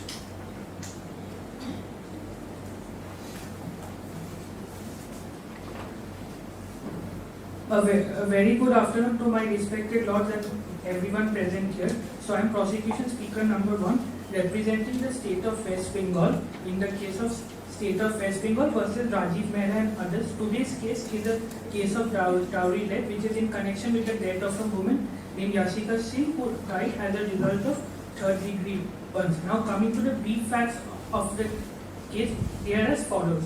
So Yashika Singh was 32 years old, a Hindu who was... Counsel, I would like to interrupt you here. Under which jurisdiction you have filed the case? Section 177 and 209 of CRPC. 209 specifically tribal by section code, and section 177 within the local jurisdiction. Okay, thank you so much. So the victim Yashika Singh, who was 32 years old and a Hindu, was married to Rajiv Mehra, who was from reputed family engaged in scheme leaders as per Hindu Marriage Act. However, as stated in the facts of the case, that just after marriage they had fights over trivial issues and they had some differences. Also, according to Bajrang Singh, who is the father of Yashika Singh, as stated in the facts of the case, knew that her Yashika was subject to cruelty on a daily basis due to unfulfillment of dowry demands. Also, as stated in the facts of the case, during her marriage, dowry had been given in the form of cash 10 lakhs and also some gold. So, Sir, direct me towards the charge sheet. In which page is there? Your memo? So it was stated in the facts of the case, yes, sir. So you don't have a charge sheet?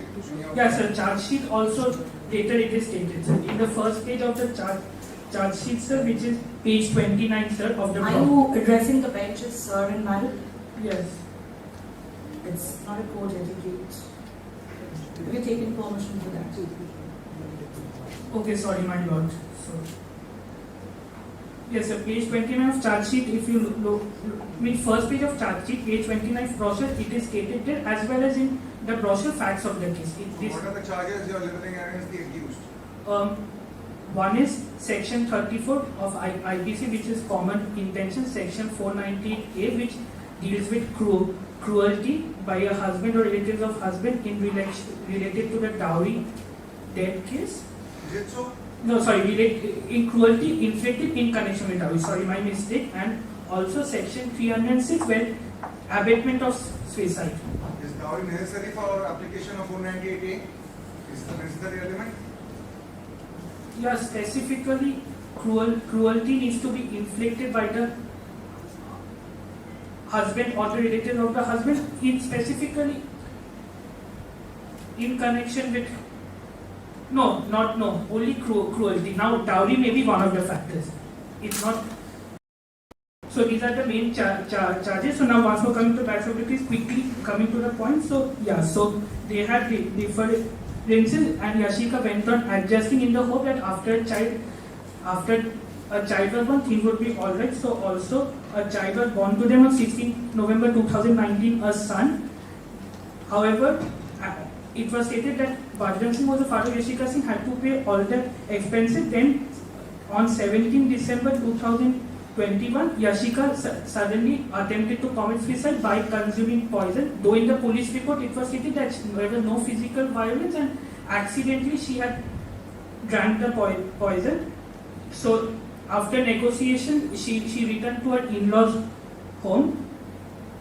So then the main incident occurred on 14 April 2022, where Ashish Gujral, a neighbor, saw Yashika, first heard, then went and saw Yashika burning inside the kitchen and screaming. So with the help of the other neighbors, broke open the door and with the help of the blanket extinguished the fire and took Yashika to the Kolkata Medical College Hospital, where around 7:30, due to 70% of her body being burnt and third-degree burns, she died. So also another, neighbors Shukant informed Rajiv Mehra, who is the husband, and Bajrang Singh, who is the father of Yashika Singh. Also, based on a complaint by Bajrang Singh, written complaint by Bajrang Singh, it was converted into a FIR by the police, who then went to the place of occurrence, and then the investigation. Is this burning the only result of death? I mean, the only reason of death?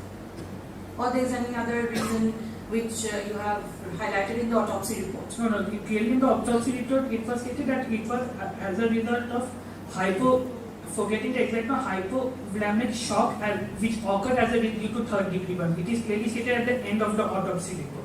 But in the autopsy report, you have submitted before the court that there are some incisions in the inner part of the thighs and outer part of the thighs.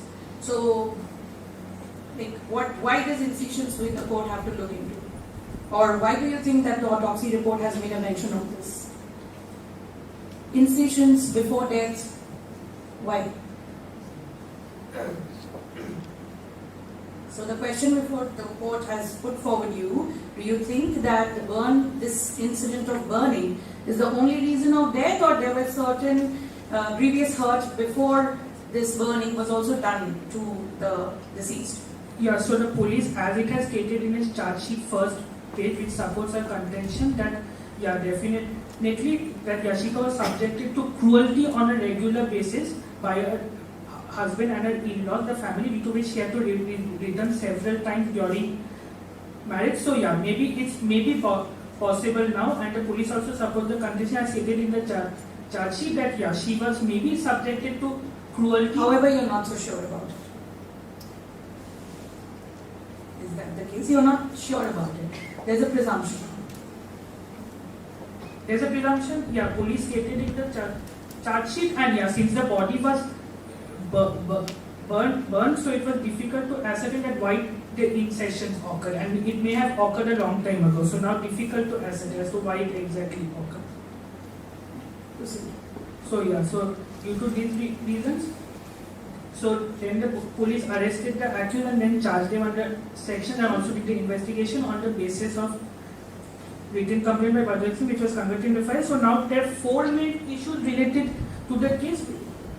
One is that whether Rajiv Mehta and his mother are guilty of abetment of suicide of Yashika Singh. Also, that will Rajiv and his second issue is, will Rajiv and his parents be liable for dowry demand, cruelty, or domestic violence? And the third issue is, in light of above circumstances, can Section 304 of IPC be invoked? And also the fourth issue is, in light of crime scene, no element of Section 304. What are you talking about? Section 304 deals with that whether this case whether it can be classified as a death specifically related to dowry, on the basis of which the husband. Charge sheet, it's not mentioned. Can I try a person which is mentioned on for a crime which is not mentioned in the charge sheet? Yes, sir. So that I would like to. For that, sir, I would specifically like to call my two witnesses. First, witness number 1, who is the father of Yashika Bajrang Singh, and the other witness after that to prove my point. So can I please call my first witness, who is Bajrang Singh, the father of Yashika Singh, please.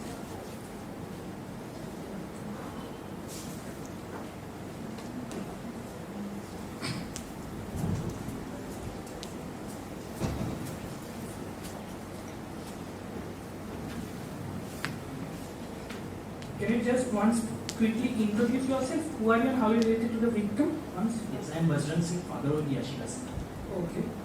So, can you just once quickly tell regarding the fact that you said that your daughter was, you had to give dowry regarding marriage from that time the cruelty began. So, exactly what dowry you had to give him during the time of marriage? I had to give 10 lakhs in cash and support. Witnesses to adverse the court and not being against the powers. I have given 10 lakhs in cash and few gold ornaments. Okay. So, as you have stated, Counsel, this was dowry. You're sure that this was dowry? Why should the court believe that this is dowry? because the purpose for which it was given. What was the purpose? As according to the husband and the entire family testing, it was for sweet shop, but this money was never utilized at all for the purpose of sweet shop. And here, as my client himself said, that it was not given willingly but quite forcefully, or as a matter of fact, as it happens in a society, as a matter of compulsion for the marriage to happen and for the daughter to leave a secure date, as we see in the case of dowry in our society. So your client has actually accepted this fact that they should give dowry, they should promote this practice of giving dowry so that their daughter gets married to someone who is asking for dowry in the very outset of marriage.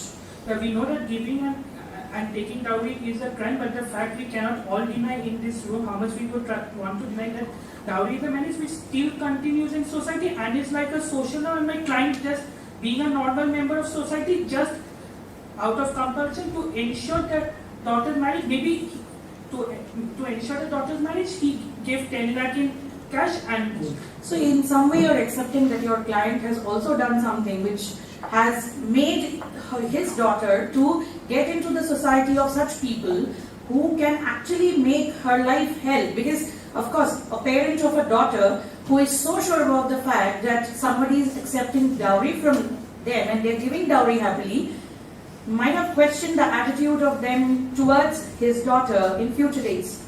Yeah, definitely. Don't you think so? Yeah, definitely. Yashika, as stated in Karship, continuously came back to their house. They also. So don't you think this action of your client has also kind of pushed her for this day to come? Yeah, my client may have been definitely, maybe have been wrong. Definitely, you're not even headed, but the circumstances in which he gave dowry, just being a normal member of society, just to ensure his daughter leads a happy life and for the marriage to take place, that is why he gives. So those who object to dowry are not normal human beings of the society. They are abnormals. No, my lord, that's right. But the point is that he gave it maybe out of compulsion. Maybe that time he did not realize it, but now he realized it. Proceed with your. Okay, so yes, so can you, as stated in your written complaint witness statement, on the basis of which this whole case is framed, and can you please once elaborate exactly the torture which was meted out to Yashika, and specifically why was such torture meted out to her? Actually, the torture was meted out because of not fulfilling the greed of the in-laws for her. Can you please repeat your statement? Because their greed did not even, their greed was not fulfilled because the dowry was not enough for her. So your daughter's father-in-law or mother-in-law made any direct calls to you, putting pressure on you directly, asking for money? They used to torture Yashika, sir. So Yashika told you. She has made direct calls to you. Proceed.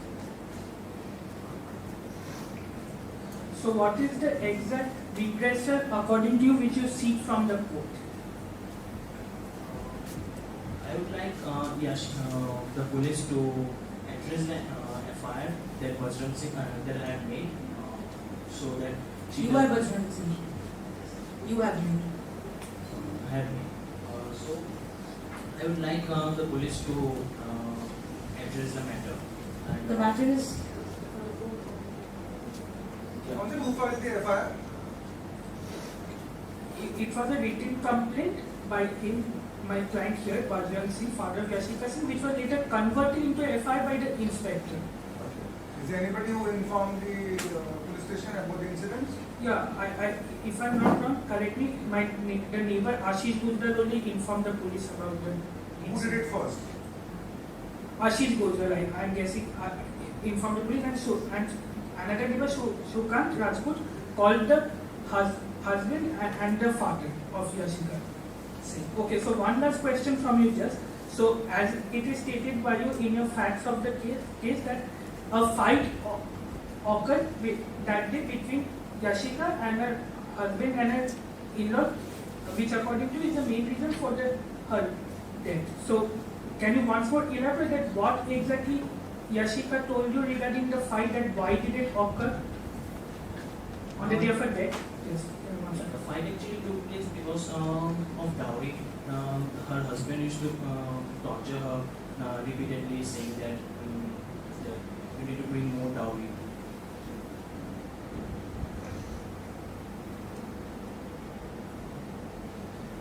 Is there any other question you have for No, thank you so much. You can go. Thank you so much. No, you can. Defense, You want to cross? No.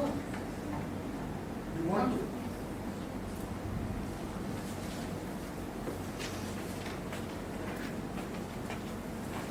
Your Honor, so my question for Mr. Bajrang Singh is, since the police said there was no proof of physical torture, so what evidence or like what can you concretely say, what kind of physical torture was she subjected to?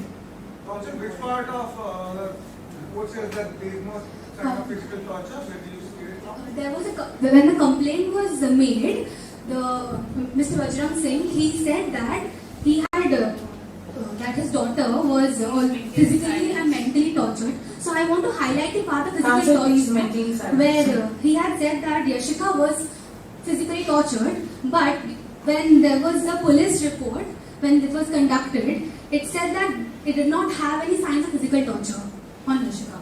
Can you direct me towards that page where it says that? In your memorial or in the brochure you have received?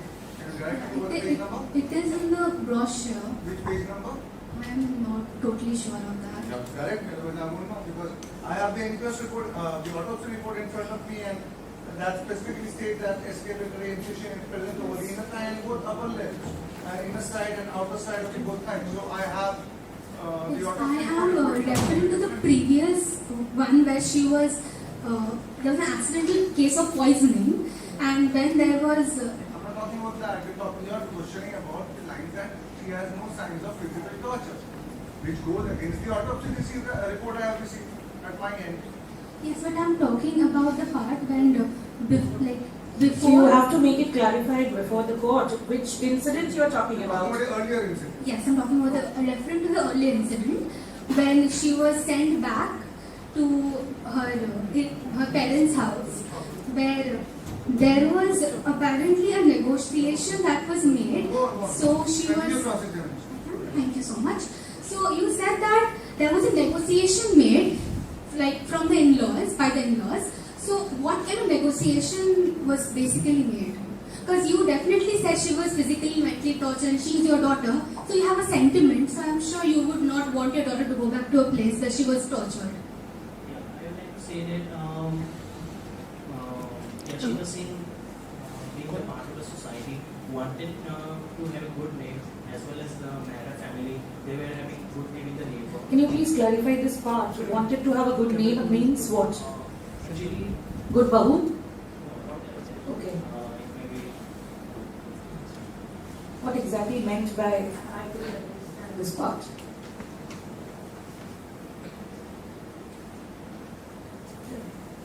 Are you falling short of answer?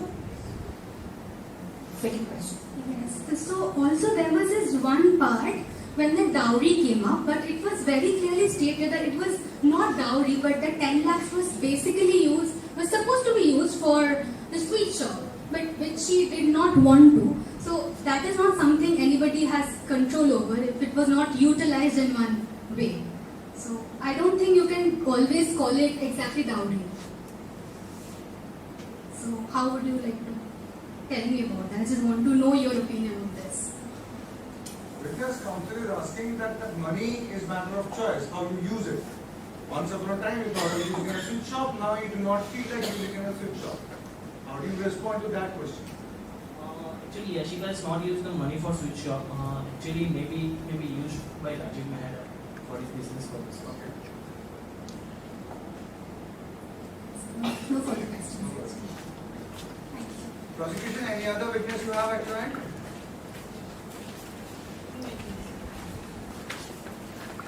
Yeah, so just one more witness. I would like to invite my my second witness, that is the inspector in charge of this case, Akash Agija, who investigates, to please come here and be summoned here.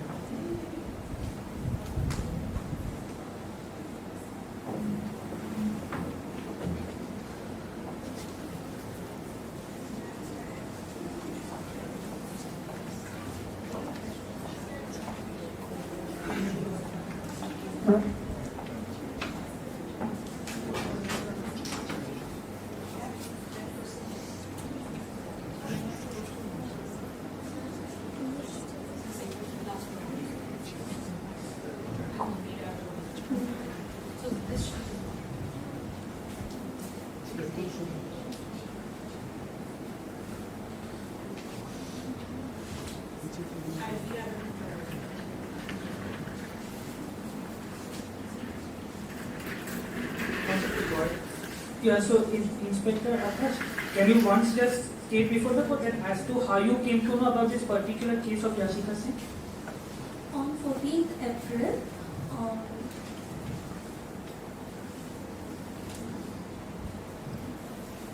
Ashish Gujral called me up and said that their neighbor Yashika Singh was burned in kitchen and he saw it, and he reached there for her help, and with the help of a blanket he saved her and took her to the hospital, Kolkata Medical College. And after that he heard that she was dead at 7:30 p.m. and the body was sent to postmortem. So the fact that you investigated the case also submitted the charge sheet before court your findings. Can you just once more state before the court that what is your finding after having investigated the case? My team went to the hospital and I personally went to their home, and I found that there was a blanket which was missed and it was torn also, and other things in the house was intact. And I also heard from their neighbor Sukant Rajput that they had a fight between themselves, and they had fight between themselves, and through that trauma only Yashika Singh committed the suicide. Okay, so just one more question. So this you told your finding, but what is your own personal view, having been in this field for so many years and investigating many such cases regarding this particular case? What is your own personal view, not your finding, just your own personal view? Actually, as an experienced officer, I think this is not a normal case. It was something fishy was there. Why you find the charge sheet, right? So I would like to know why did you rule out the possibility of your 4B? Because 498 is there, 34 is there. What made you rule out the possibility of 4B? That's a case of dowry theft. Because repeatedly dowry was asked. But you have not charged them under that. You have not filed it. Actually, Yashika she was wanting to stay with her husband and she wanted to stay for marriage. That's why after That doesn't bar from charging, from filing a charge sheet or bringing a charge which directs, because now she is no more. And the council is favoring that, like the council is arguing again and again that it's a case of dowry death. So it's missing in the charge sheet. That's what basically the court wants to highlight. What made you take a route of 498? There is cruelty. There is dowry as per you, that dowry demands as per you. There was suicide. There was abetment of suicide. There was common intention. Then how did you rule out 3 or 4B? What made you rule out that particular charge? Your investigation must have had some connection to it, is it not? So can I answer on behalf of him, my lord, How can It's a witness. I mean, how you can you? witness? Are you going to put words in witness mouth? No, just a general fact which No, you cannot explain on behalf of what the inspector has to say. Okay, my lord. Okay. Any more questions? No more questions. Just would thank you so much, my lord. So I would, as prosecution speaker number 1, would like to conclude here with my opening statement being given, also chief examination witness done, and all the evidence also produced before the court, my lord. Yeah. Thank you so much, my lord.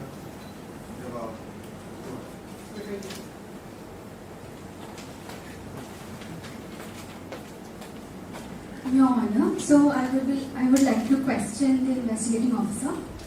So, do you by any chance think it is a case of accidental fire? actually Yashika Singh was traumatized. She was mentally ill. No, that I get it, that is your point, but do you think by chance there would be an accidental fire? You think so? Okay. So since you think there might be an accidental fire, but you also said she was traumatized, so are you trying to say she had a motive to commit suicide or whatever you're trying to say? Are you saying that, Inspector? Are you a professional, a mental health professional? On what basis you are making this statement? Did you meet her earlier? No, I didn't. Then how do you know she was mentally ill? It's an assumption you are making, right? Okay, so when you were investigating, Based on assumption, how can you stereotype someone as mentally ill? This is a very serious statement made against a person who is no more into existence. Being an inspector, you shouldn't have done that. What? Doctor's opinion. Which doctor? Based on his opinion, you are speaking. okay, so when you were investigating the place, did you find any suicide note or any accident? So this kind of rules that idea that she intentionally, set fire, right? Because there was no suicide note, there was no accident. Like, I don't think, did you find any oil or something which would help her, get the fire? No, so there was no accident. So this kind of rules the idea that she did not do it intentionally, so there's like a high chance it was accidental. So this is what I just wanted to say. Yes, yes, thank you.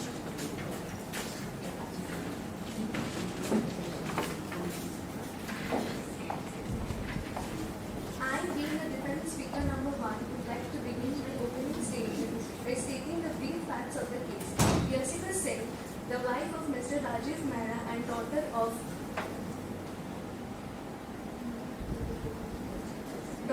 British Bajrang Singh, Jessica Singh, was found burning in the kitchen on 14th April 2022, and as a result of the burn injuries sustained, she passed away.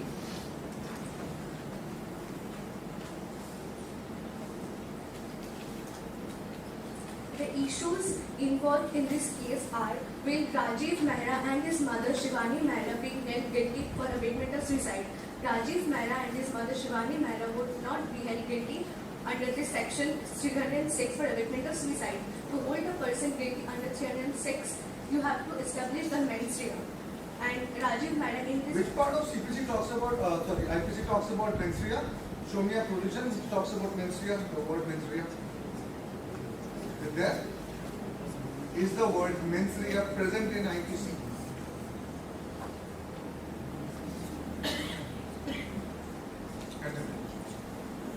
So, they did not possess any mens rea. In fact, Yashika Singh was the mother of child of the defendant, and she was deeply loved and cared for. So they had no intention of, they had no mens rea guilty mind to instigate her to commit suicide.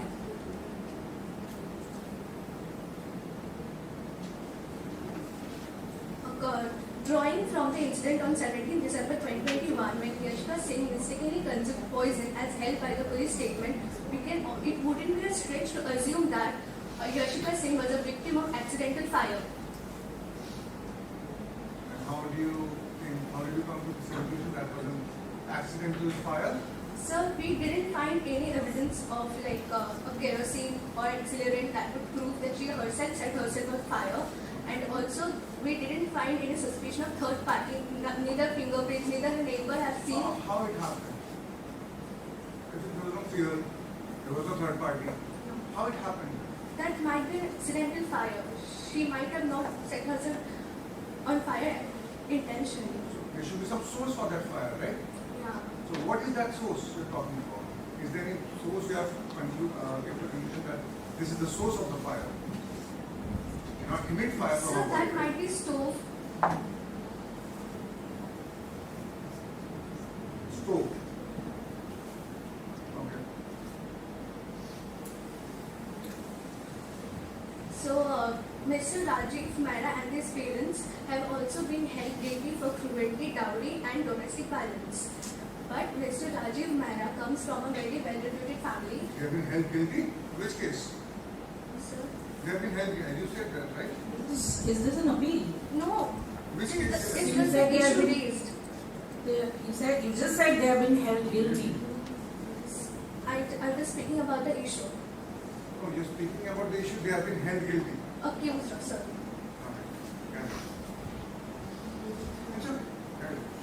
So they have been accused of cruelty, domestic violence, and also harassing Yashika Singh. Not guilty. You cannot say that they are held guilty. This is not an appeal.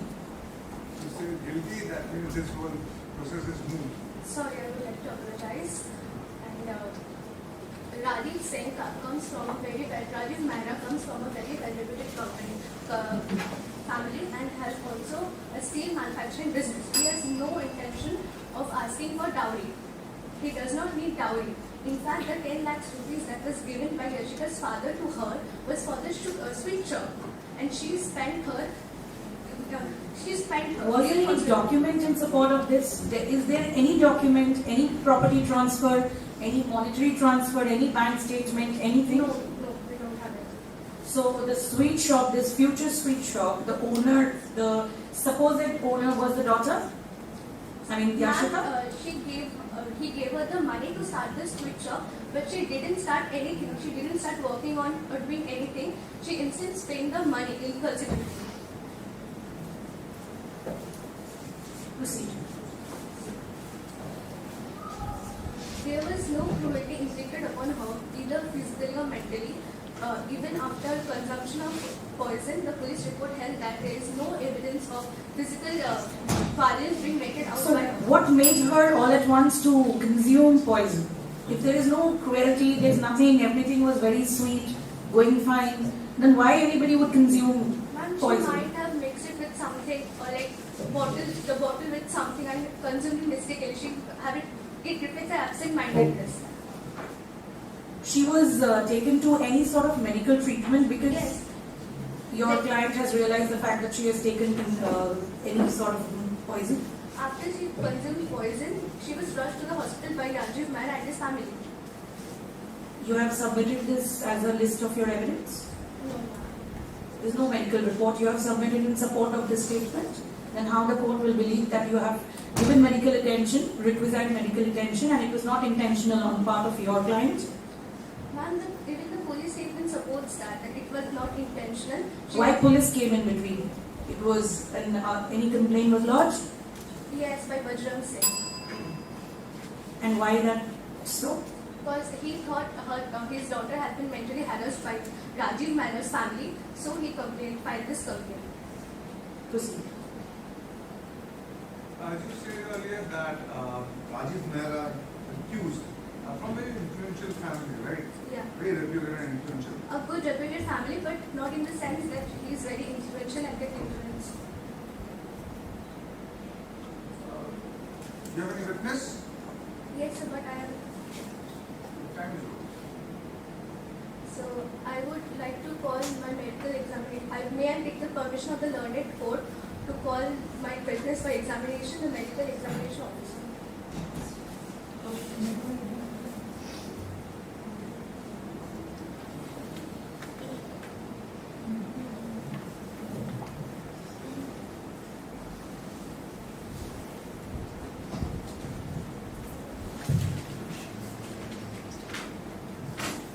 Would you please introduce yourself before the learned court?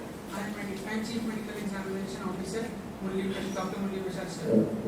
I have conducted the autopsy report for Miss Jessica Singh. Would you please like to elaborate on the cause of death? The cause of death was due to hypovolemic shock, which was caused due to third-degree burns. Can you explain the presence of soot particles in the trachea of Yashika Singh? She must have inhaled the soot particles because of the fire. There is presence of carbon monoxide and carbon dioxide in the fire.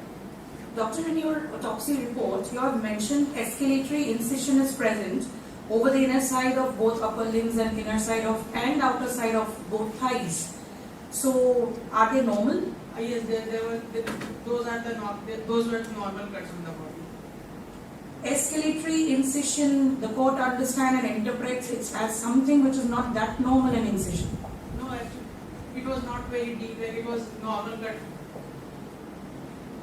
Normal cuts in the body are also not normal, I think.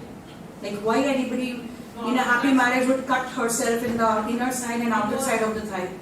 It was not like, it was not before, it was not, the cuts were not of recent nature, it was very old.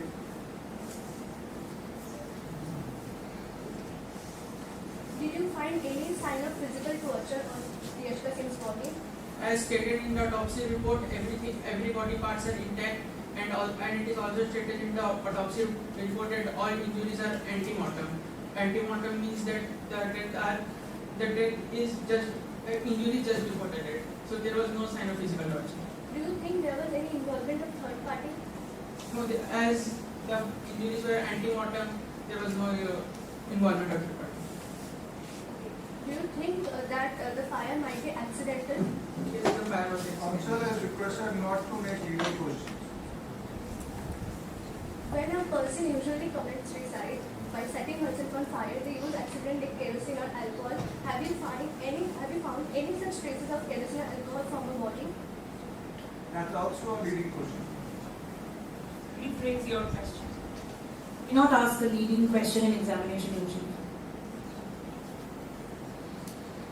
Was there any presence of alcohol or kerosene on her body? Leading question again.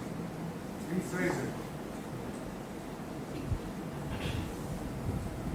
Do you think there was any presence of kerosene or alcohol on her body?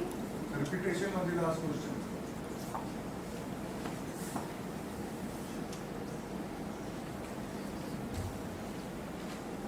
Okay. What kind of accident was present on the body of Yashika Singh?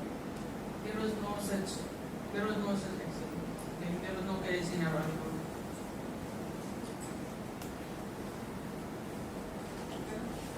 You want to cross-examine?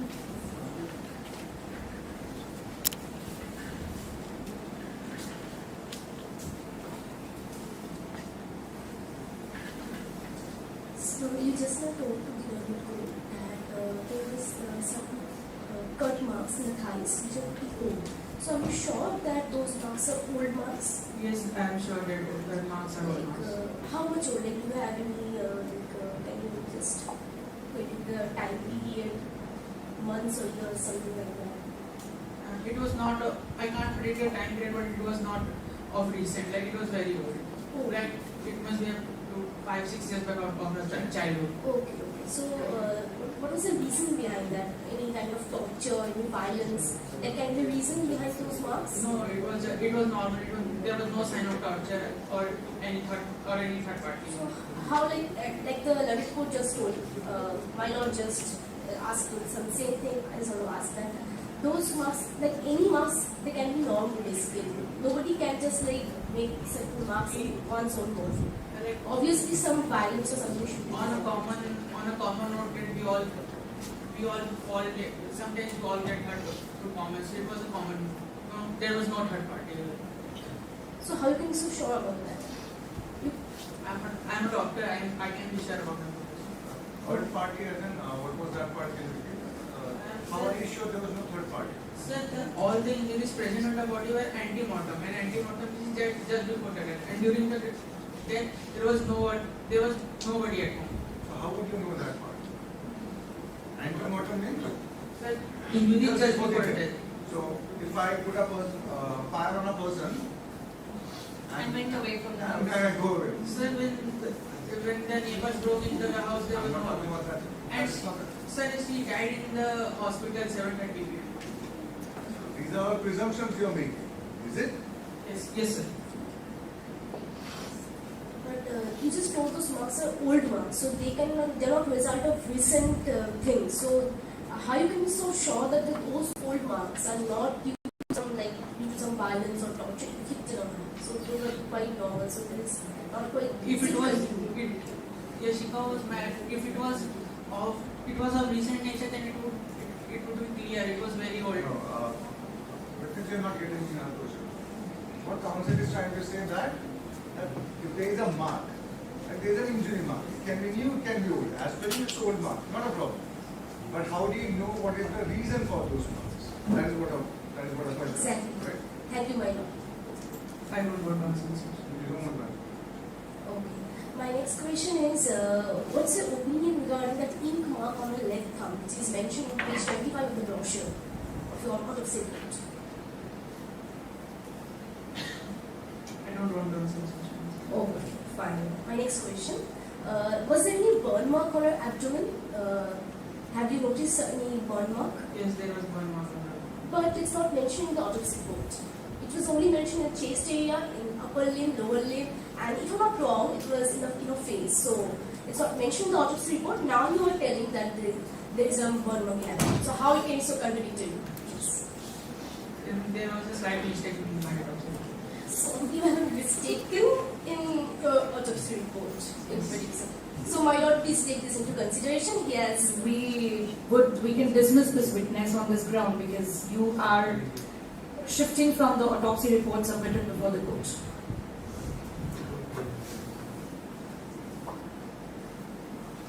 Any more questions? No, ma'am.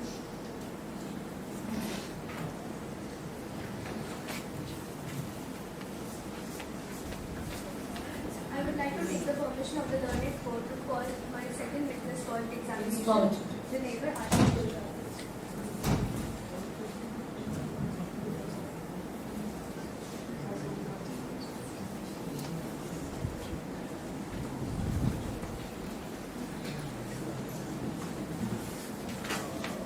Please introduce yourself to the learned court.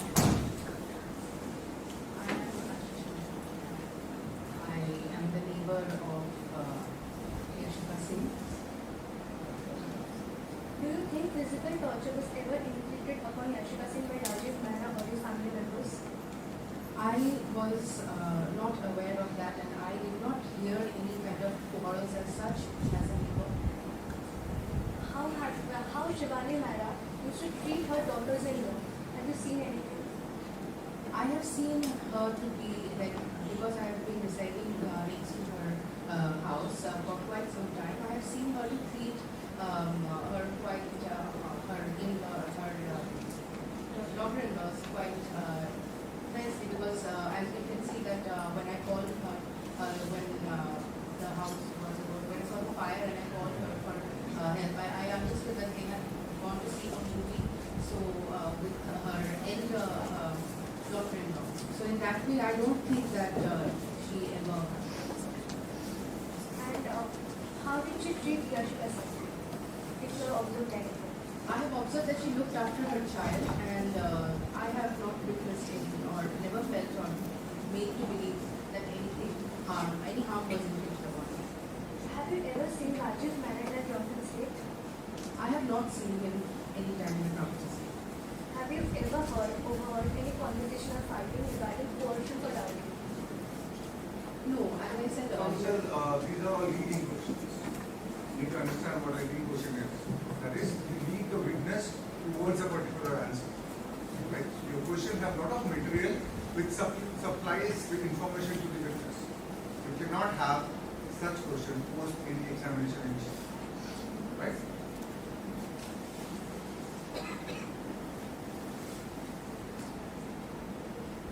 Have you heard any fights preceding the unfortunate death of Yashika Singh on 14th April? No, I have not heard. Do you think there was a presence of third party in the house? I don't think so, because I had to break into the house and I called for help. So I don't think there was a presence of any third party. Witness, I have a question. When you broke the house, was the house locked from inside or it was locked from outside? The house was locked from outside. Outside? Okay. So that means somebody locked her. The house was locked. I do not remember exactly, because You said the house was locked from outside. Actually, I do not remember exactly, because You just said the house was locked from outside. I can't recall. Within a flick of second, you forgot. Please. I would like this to bring to the notice of the Honorable Court one fact that witness introduced him as Ashish Mehra, but his title as mentioned in the brochure is Gujral. So a witness who introduces himself, who is not aware of his own name. So this questions the credibility of the witness, I think, is not properly aware of his own name. So a witness who has confusion in his or her own surname. Point taken. Okay, point taken. Please proceed with the other question. Next question I would like to ask the witness is that day you went to buy vegetables actually, or the way you heard the thing of Yashika screaming, and so that's your usual route to the that's not the only day you went out to buy vegetables. Usual days also you use that road to buy groceries for your house, right? Yes.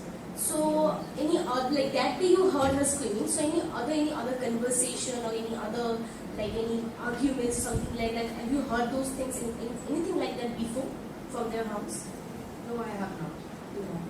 But another neighbor, in your same neighborhood, Sukant Rajput, he has told that he has heard certain things like that. That he has told in the police statement that there were certain arguments in the family, the tension in the family, and he have heard there were continuous arguments going on with the family members, and he has overheard those things. So you were also a neighbor, so you haven't heard anything like that. And another thing that, how you rescued Yashika actually? What was the process? Can you just explain briefly? As in how I entered? Exactly. So I was out to buy vegetables and I saw smoke coming out of the kitchen window, and I also saw her screaming, Yashika Singh over there, and I shouted for help while I was trying to break into the house.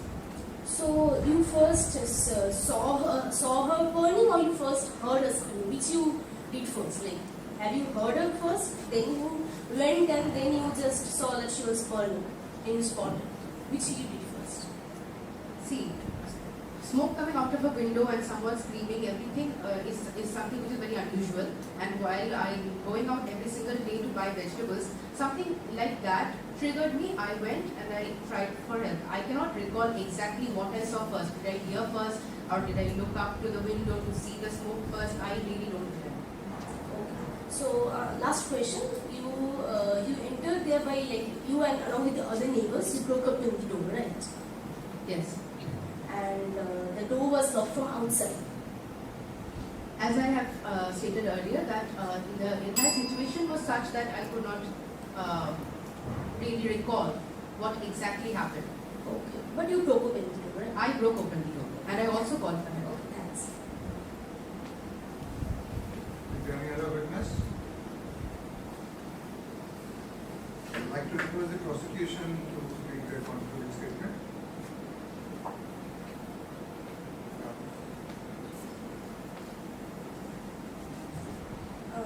First statement.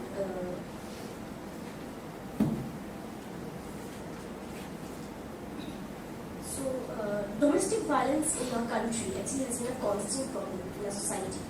And with advancement of technology and progress in our society, and progress of women, especially in all fields, our society still hasn't witnessed any reduction in crimes related to women. And total number of crimes actually is continuously increasing, with major crimes reported against women is 659 in 2022. So, in this situation, the case which we are currently dealing with, that state of West Bengal versus Rajiv Nair and others, is one of them. So, first I want to conclude that what I have noticed in the chief examination. First witness, that is the medical examination team. So, he told that there was no burn mark on the abdomen of the victim. So, and as a learned friend, our defense counsel, they have already told that it's an accident case. So, if it's an accident case, obviously the reason of the accident, it might be the stone has bursted or the gas has bursted, something like that. So, first impact should be in the abdomen. But in the autopsy report, it is clearly mentioned, and our medical practitioner he has said that he is mistaken in the autopsy report, which is a point to be noted. So, there is no burn mark on the abdomen. So, basically, but if there's not a burn mark in the abdomen, so how can Counsel, this is a closing statement. Yeah. We have already noted these things. Court have taken an account of all of these. Yeah, so we can like conclude the thing that it's not an accident case basically. So if it was an accident case, there should be a burn mark in the abdomen. So next witness, the thing which we have learned that he has broke open the door. So from this thing we can conclude that there was no third party involved. Otherwise, because the door was closed, so there was no chance of a third party to enter. So that was the thing. So the last I want to conclude my prayer. I humbly pray conviction of all the 4 members of the family.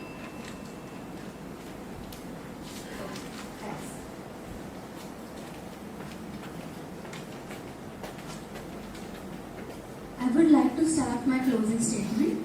Firstly, pointing out all the evidences that we have seen till now, that like the medical report. The closing statement doesn't talk about evidences. They are already taken in account by the court.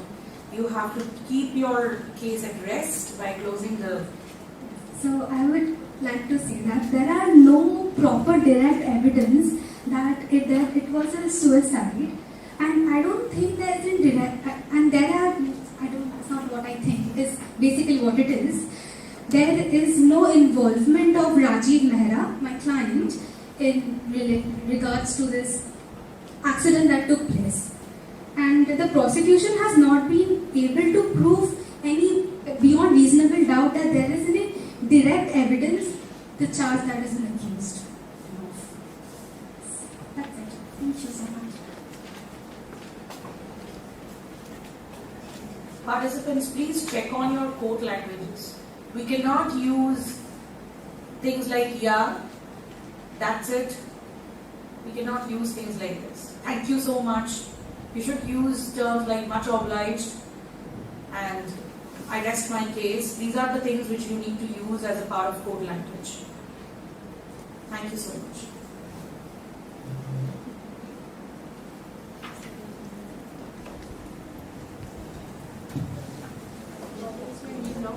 So the audiences, if you want to take a break, you can.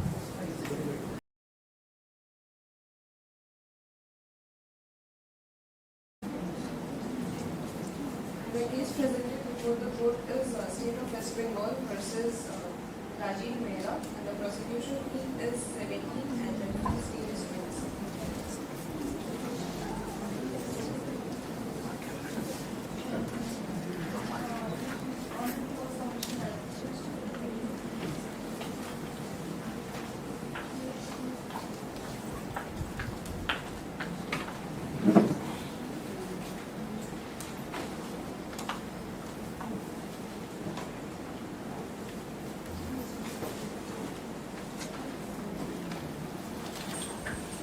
Good afternoon, Honorable Judges, and with your permission, I would like to start my submission.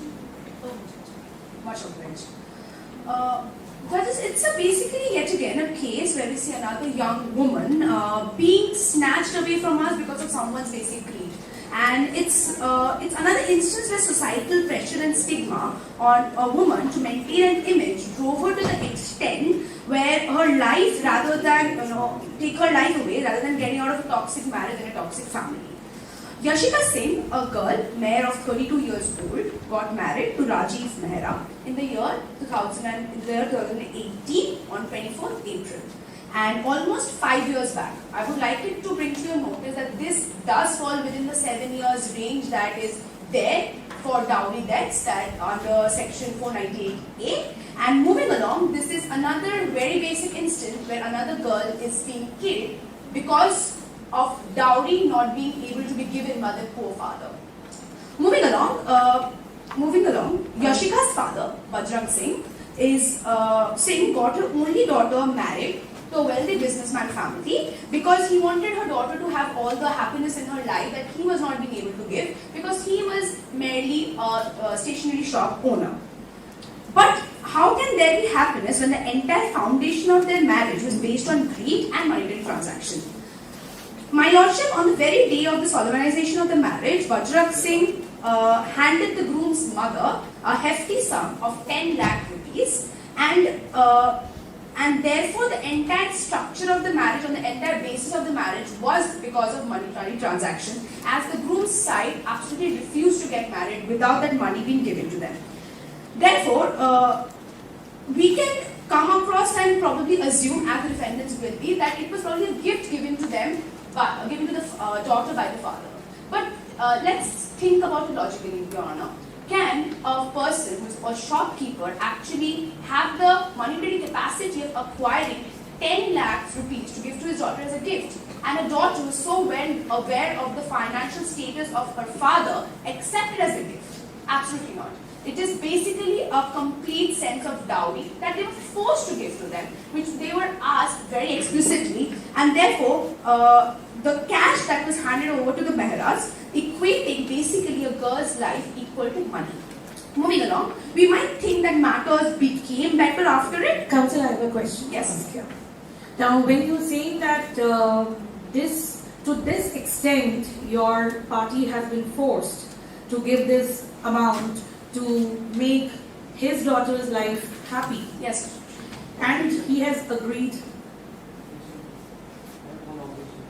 On my opinion? I am having an opinion, so it can happen. Your objection can happen later, at a later point of time. Thank you. So the thing is that where I was interrupted, actually the point is, because you're saying that your party, your client was on a wake to give a good life to his daughter. He could have spent this amount which he has arranged for her marriage and given to her in-laws for her career to get better and make her independence and give her an identity, or inspire her to do that. Instead, he invested it on some marriage which he presupposed the fact that there is a flavor of dowry embedded, right? Just pointing out, Your Lordship, the essence that there might be a dowry involved wasn't very obviously presented. There was no mention of it till very close to the time of the marriage, which resulted in Bajrang Singh, my client, having no other choice but to present that money to save his societal image. Because, Lordship, if the money would have been asked at the very beginning, when the talkings of the marriage was going on, he wouldn't actually have moved forward with it. But at a situation where he was under so much pressure that the marriage was confirmed, it was just a few days left for the marriage to happen, and he had no other choice but to make sure that the marriage goes forward with it. So he decided that the best course of action, as he thought, as a father, was necessary to be done to save the so-called societal reputation that we hold, because he loved his daughter and wanted her name not to be tampered. And secondly, Your Lordship, it is very obvious he is a stationery shopkeeper, shop owner. He has a shop. His educational background is not that well-to-do that he understands the gravity of educational needs to the extent that he will be able to guide his daughter in a better educational direction. This resulted in Yashika not being very inclined towards her education in the first place, resulting in the notion being in her head in the first place that marriage is the actual destiny that she will be requiring, which was the basic plot that she wanted to live as a happy married woman. That was her aim in her life now, Your Lordship. That is why right now, when he was being forced to pay the money, he had no other choice but to decide it is the best course of action, Your Lordship. Thank you. So, of course, Lordship, we might think that once the money was paid, the defendants would be happy and there would be a system of peace. It was not. The defendants were not happy with the amount of money that they had received. And they, of course, wanted more money. And the simple reason, Stay started physically abusing her. There were constant sets of physical abuse, there were constant sets of mental abuse. That was not just noticed. May I proceed? Yes, thank you. That was not just noticed by the parents, but were also said to them in confidentiality by the daughter. Moving along, and then they started the continuous abuse that was physical and mental and traumatic in nature, and they were so prominent that was pre-established, and the father had to communicate with the parents themselves that it is time to adjust to a new family. They pushed the poor girl to the extent, Your Lordship, that on 17 December 2021, she had to consume poison. I would like to take this account, her mental state, to being so... What is your charge sheet report? What are charges you are loaded against? We have against them 3 charges, Your Lordship. The first one being that they are guilty of abatement of Yashika's suicide, which is under 306 IPC. We have cruelty, 498A, and we have, thank you, and we have 304B, which is the dowry debt. 304B, 498. A and 306. Yes. May I proceed? Thank you. After that, now the defendants realize that they have gotten. So when she finally consumed the poison, it resulted in the defendants realizing they are in a complicated situation, and they went to the maternal family of Yashika, and they tried to convince her to accept it and come back to them. And they requested her that this will not be repeated again. They apologized. And Yashika, again, being a simple girl, decided it's time to go back and give the marriage another shot, which moved forward. And now the defendants became a little smarter. What they did was they stopped the physical abuse. They started focusing mainly on putting her mental capacity to the extent that she felt that it was very necessary to her to take her life out. And this grew to the extent that on April 14, 2022, she finally committed suicide. When we come into this court today, the defense will be pleading that they don't have a mens rea. But the mens rea is very clear, Your Lordship. The mens rea here being put forward is that greed. It is their greed that made them ask for the money. It is their greed that made them ask for more money. And it is their anger and not being able to get any more money from this poor girl led them to do the mental torture that they continuously have been doing her for the last 5 years. Is mens rea good enough? Yes, Lordship. Is mens rea good enough to charge a person? No, sir. So is no, Lordship. It's also access rea, which is there. The continuous mental torture. IPC talks about mens rea, or where is this in IPC? Where is this word mens rea written? Your Lordship, the word mens rea is nowhere mentioned in IPC, but therefore the entire provinces of all the act sections of IPC consist of mens rea and has been integral part of it. Thank you. My time is over, Lordship, I guess. Correct? And I would just like to end my statement by putting it across that they have gone to the extent of, even after committing this crime, they've gone to the extent of actually, to save themselves, they are making arbitrary claims that Yashika was suffering from bipolar disorder without any evidence, without any proof, without any type of medical evidence. And from this, I would like to move on. Thank you.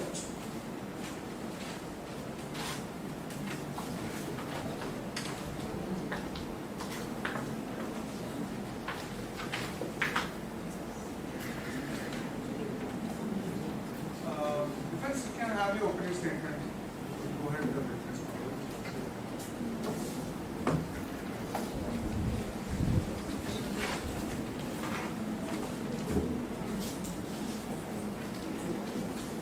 Good afternoon, Lordship.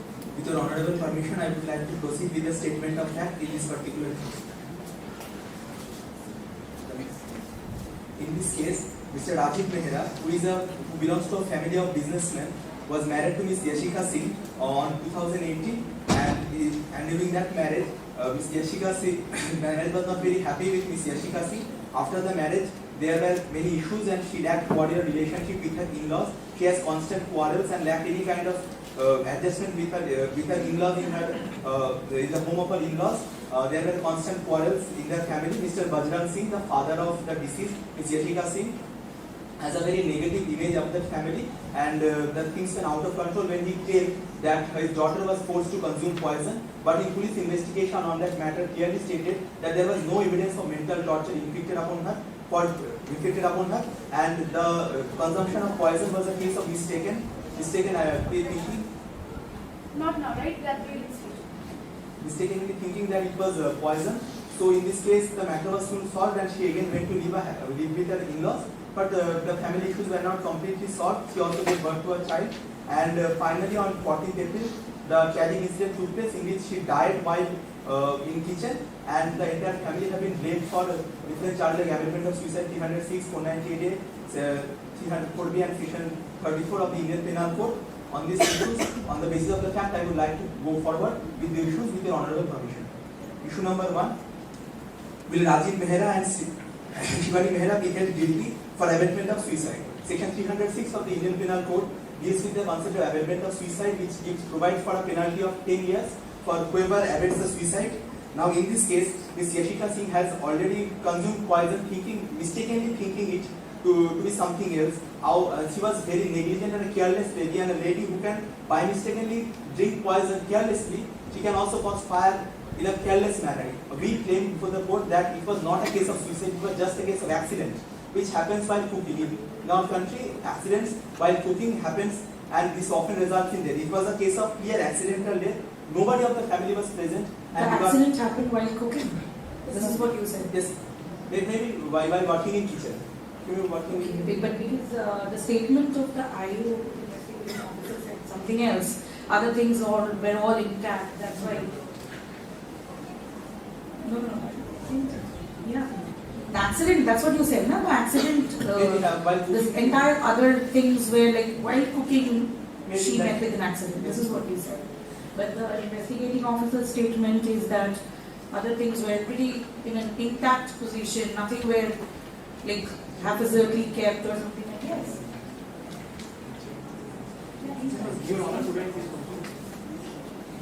ma'am, actually, charge sheet, the police, the investigation officer did not mention anything about any inflammable articles like kerosene, petrol, which are usually stored in the kitchen room. And besides that, according to me, I think that the investigation officer totally did the total investigation process in the partner. And that's why Bajrang Singh himself made the complaint to the IU. So, according to the investigation officer, the situation was messed up in the house.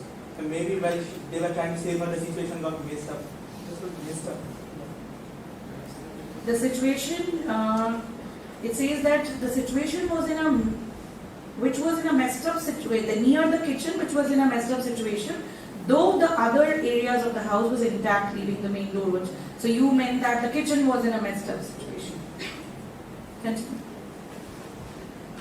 And in this case, I would also like to bring the judgment of Honorable Supreme Court in Ernest Kumar case, which has repeatedly told that 498A and other provisions, 498A, which have been misused by women and her family in a different situation. In this position, I will also like to put forward the judgment in Sanjay Singh case, in which it was told that things told in a spur of moment, like go and die or other abusive language, even if it has been told due to any quarrel that takes place, does not amount to any incitement of suicide, abatement of suicide or incitement. The word incitement includes willful instigation in this specific context.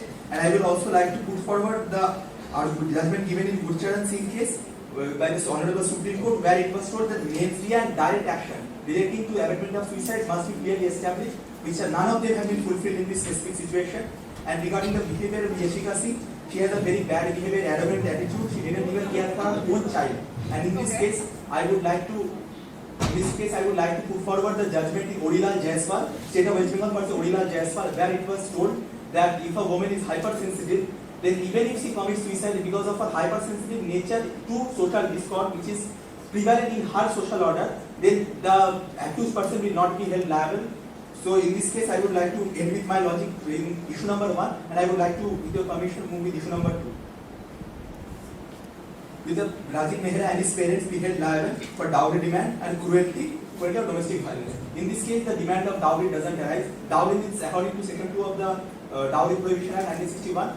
Any property or security given by any family member or any other person in consideration for the marriage. Now, in this case, the money that is claimed by Mr. Bajrang Singh was not given in consideration of marriage. It was given to her daughter as a sign of his love and affection for her. In Vishnu versus State of Kerala, the court had held that gift given to daughter for her wealth does not amount to dowry. Also, in this case, it was clearly held that gift cannot be held as a dowry and it amounts to stridhan. That is section 14 of the Hindu Succession Act.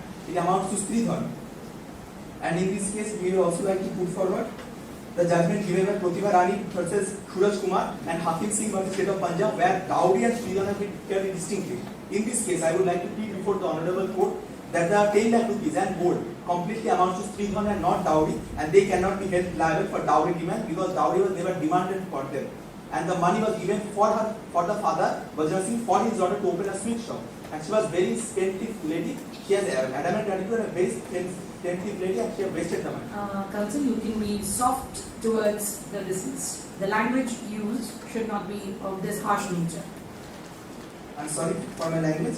I would like to proceed with the issue of cruelty and domestic violence. The lady was never subjected to cruelty. Also, you highlighted one thing that it's a street done. Do you have any evidence have you put forward before the court to say that it's a street done and it's not a dowry? And the family members of the accused have told that the money was given to her by her father to open a sweet shop. Now, according to the concept of street done, anything given to a woman before or after the marriage out of love and affection towards her or for her betterment can be considered as street done. So, when taking into consideration the issue for which the money was given, we can say that it was a street done. In light of the above circumstances, I would like to proceed with the issue of cruelty. Now, in this case, there was no cruelty inflicted upon her, and regarding the issue of mental torture, quarreling and petty quarrels does not amount to mental torture, and it has been held by Supreme Court in Kolkata versus State of Assam that quarrels that take place in the family does not amount to mental cruelty, and it is told that there was no physical abuse done on her or any kind of thing that was done on her. So, the concept of cruelty cannot be brought before here in this case. And regarding the issue of domestic violence, I would like to say that domestic violence was never committed upon her.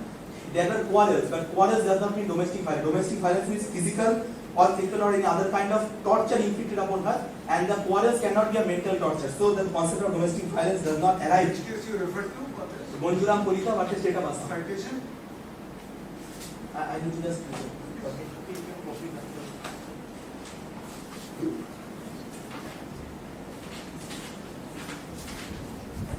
2009, 13 SCC 330.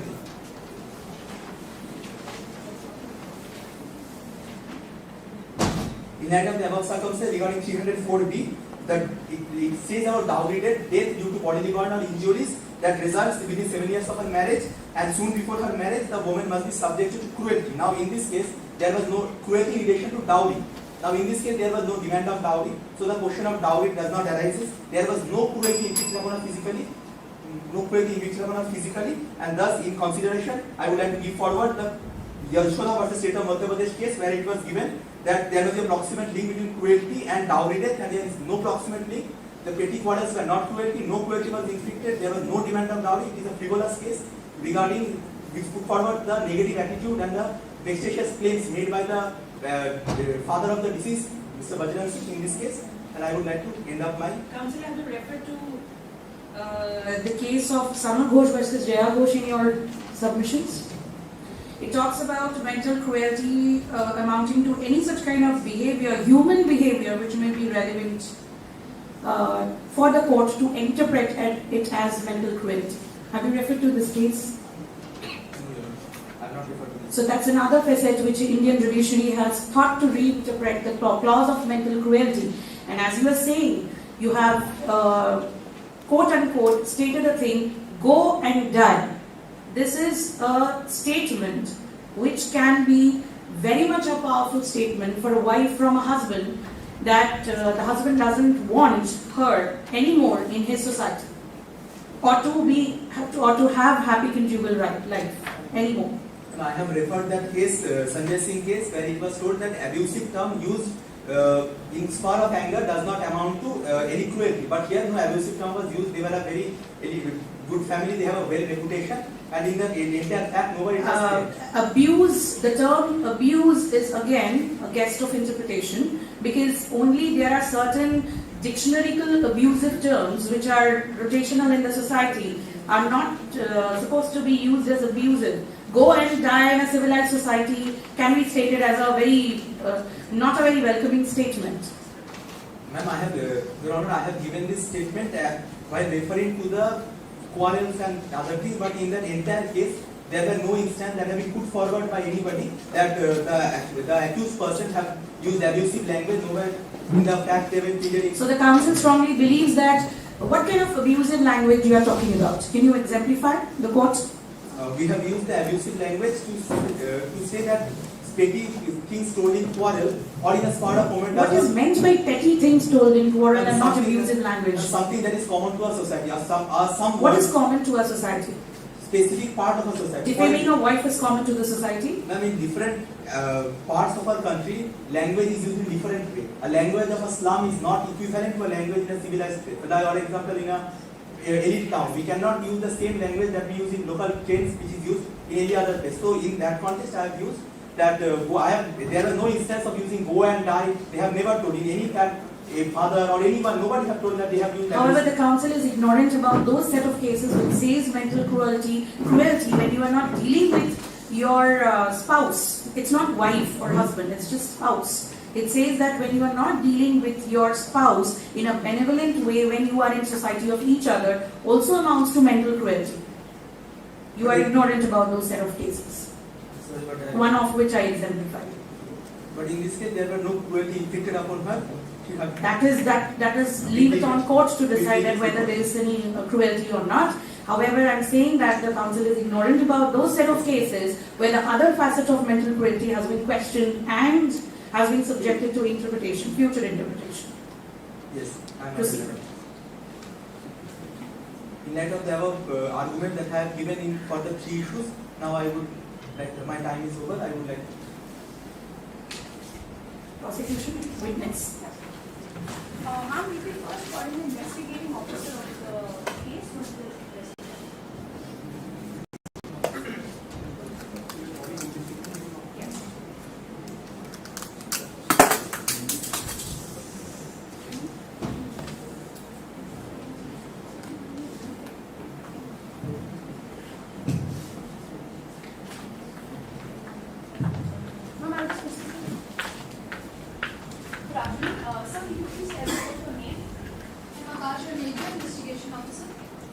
Sir, can you please tell us under which jurisdiction does your police station fall on and what's the name of it?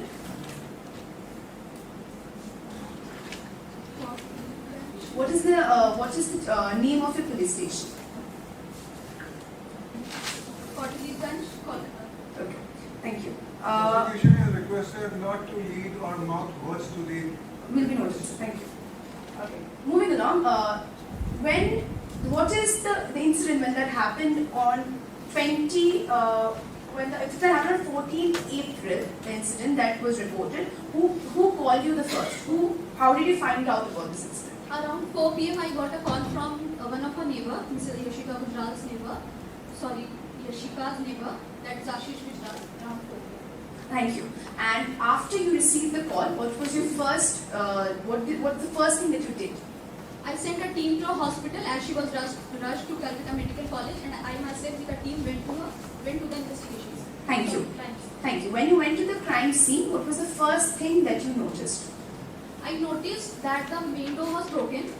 Then later I noticed in the kitchen there was a burnt blanket and the utensils were scattered on the floor. Thank you. Thank you.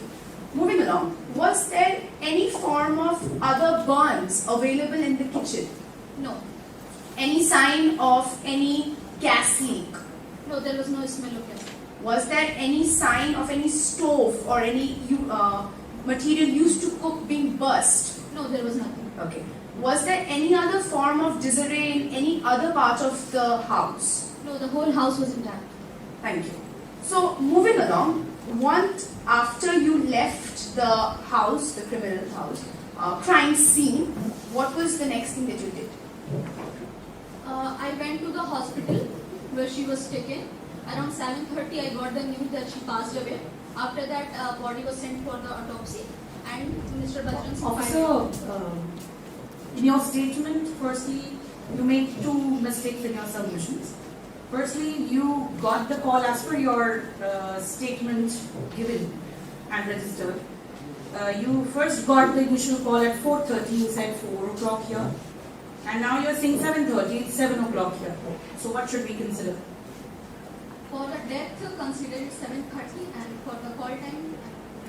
So you're half an hour wrong, going ahead and behind of your clock. No, for the calling part, I made it like 8:20, but for the death, it is 7:30. 7 o'clock mentioned, however, continue. Thank you, Doctor. When you went to the medical college, was Ashika alive still then, or was she dead? Or has she passed away? No better way of saying it. No, she passed away. So you were not able to take any last statements? No. No. Thank you. After that, was when you were reached there, was the family of the defendant or the husband present there? The husband was present and the father was also there. Thank you. And after this, who went to you and filed the FIR? Father, Mr. Bajrang Singh, Yashika's father, filed the complaint. Sir, you have been in this profession for a very long time. I would like to ask you two simple questions. In a case similar to this, if in a house, if it was assumed to be an accident and not a suicide attempt, what would there have been more burns around the kitchen or not? Yes, if it would be an accident, there would be destroyed, the kitchen would be simply destroyed. But in this case, there was only the utensils were scattered. That maybe happened because of the touches from the victim, and nothing else was there to be, that we can suspect that it was an accident. So, I can also come into context and say that Yashika and the crime was committed to only the kitchen part of the place? Yes, you can say. Thank you. That's it. Good morning, ma'am. First.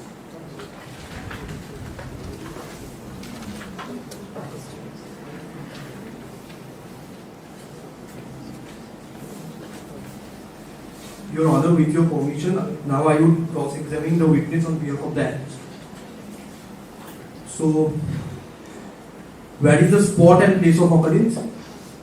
Please come again. Where is the spot and place of occurrence of the accident? That was Mehra's house.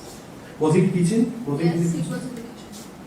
Okay. Did you investigate the cause of burn? Yes, I did. But you haven't mentioned it in the charge sheet. It is not reported there. So now you said in front of the court that you did investigation of the cause of the burn, okay? But you haven't mentioned it in the charge sheet. Did you inquire whether the victim made any statement before doctor or anybody else before she died? Because you sent a troop of police in Yashika's house. I didn't send that group of police at Yashika's house. I went there. Okay, you went there, but you sent a troop of police in hospital. Okay, so from there, was there state anything about the Yashika statement because she was alive from 3:30 to 7:30? But she was alive, right? Yes. Did you made any rough sketch map of place of occurrence? No. Did you seize any inflammable articles like kerosene, petrol, which are usually stored in the kitchen? But you saw utensils there, right? Yes. And you seized a blanket. Okay. So if I say in front of the court that you did investigation and made charge sheet in a perfunctory way, then what is your answer? I would not like to answer that question. Okay. And last question, have you seized any suicidal notes in the kitchen? No. So there was no suicidal notes. Okay. Okay.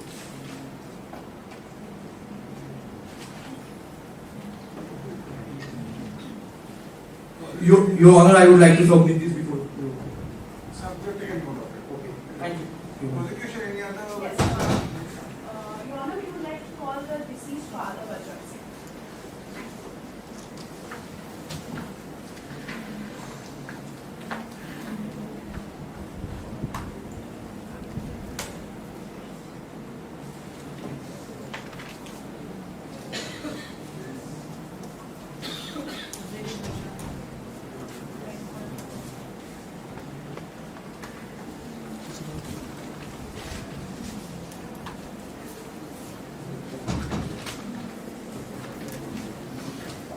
Your Honor, may I?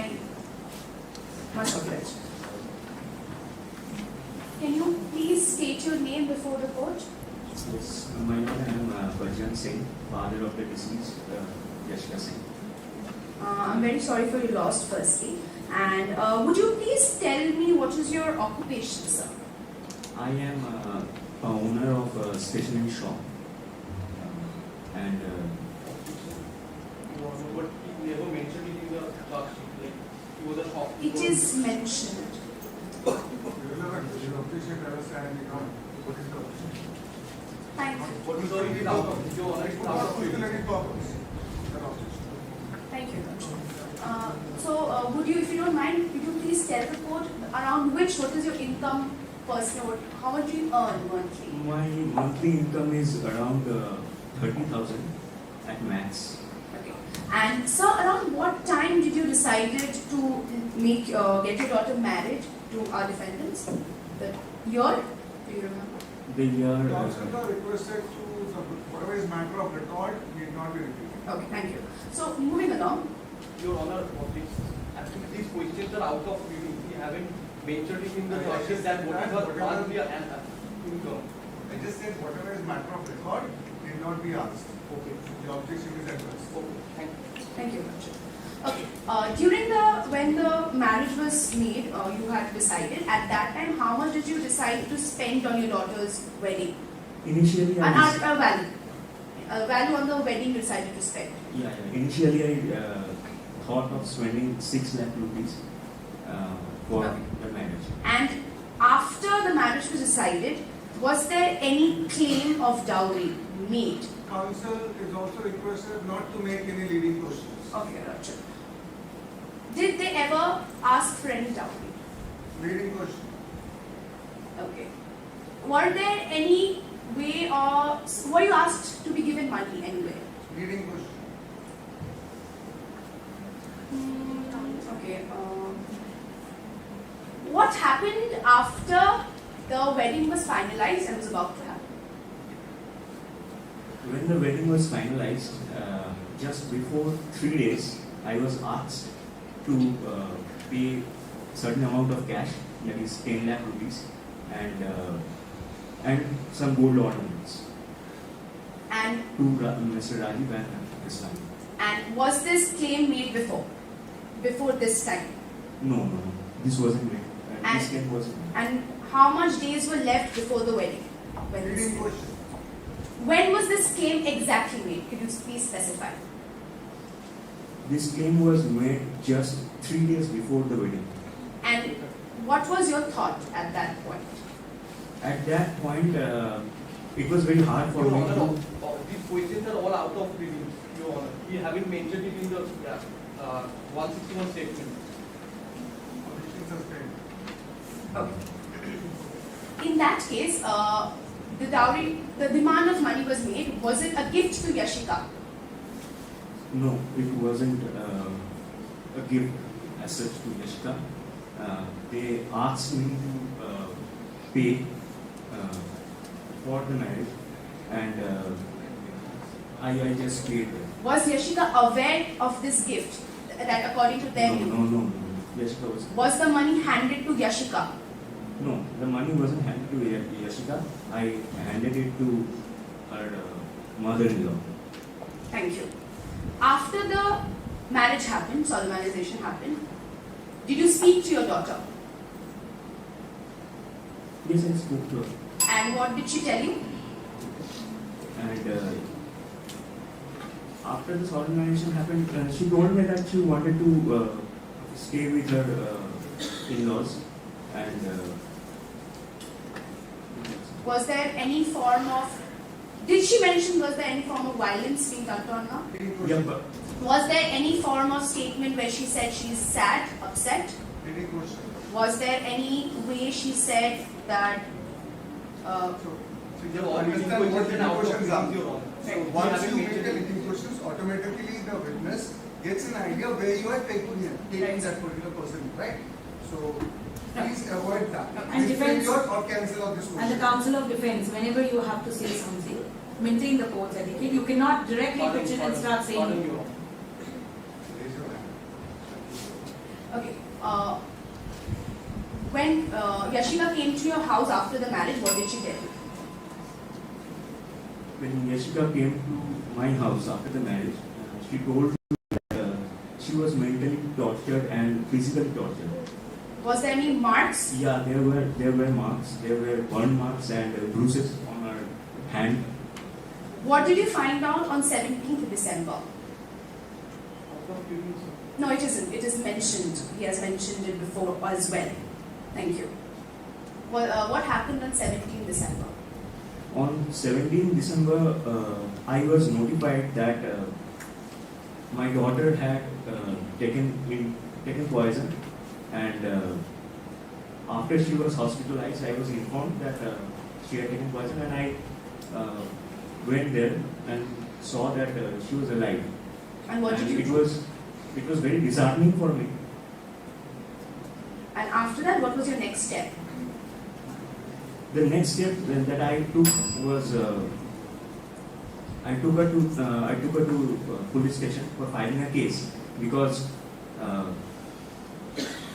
I did not feel that right that my daughter is physically harassed and mentally tortured.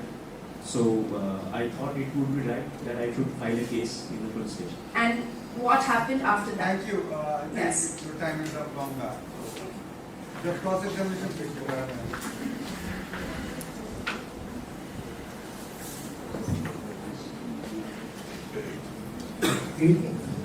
So listen, I say it is not true that since the date of marriage your daughter was subjected to inhuman torture. Keep your face away from the wine. Listen, I say it is not true that since the date of marriage your daughter subjected to inhuman torture and cruelty on the issue of demand of dowry. What is your answer? She wasn't. I could not understand your question. Please stay behind the mic. That would be best. Thank you. Please repeat the question. According to me, I say it is not true that since the date of marriage your daughter subjected to inhuman torture and cruelty on the issues of demand of dowry. What is your answer? Yes or no?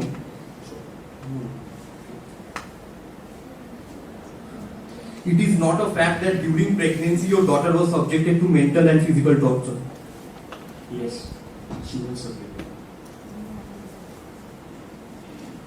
It is also not a fact that Yashika has forced to commit suicide by her husband and in-laws. It is also not a fact that Yashika has been forced to commit suicide by her husband and her in-laws. No, she tried to commit suicide.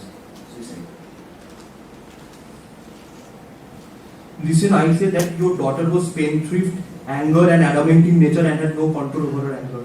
Is it true? No. I say that you gave rupees 10 lakhs to your daughter for opening a sweet shop, which is not a dowry and which is for the welfare of your daughter as a sriram. Is it? No. You gave it to your daughter, right? Rupees 10 No. lakhs for opening a sweet shop. No. But it is okay.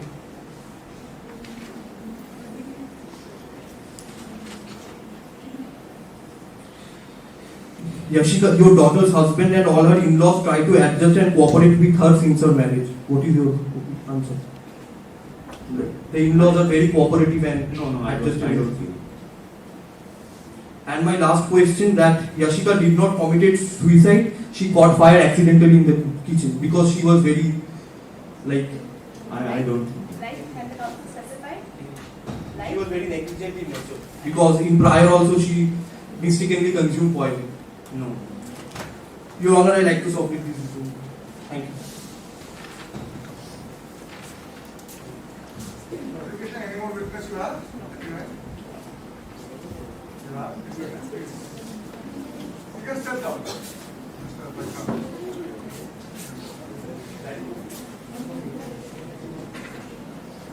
With the permission of your Honorable Court, I would like to summon the witnesses. Dr. Mulli Prasad Sharma. Mulli Prasad Sharma.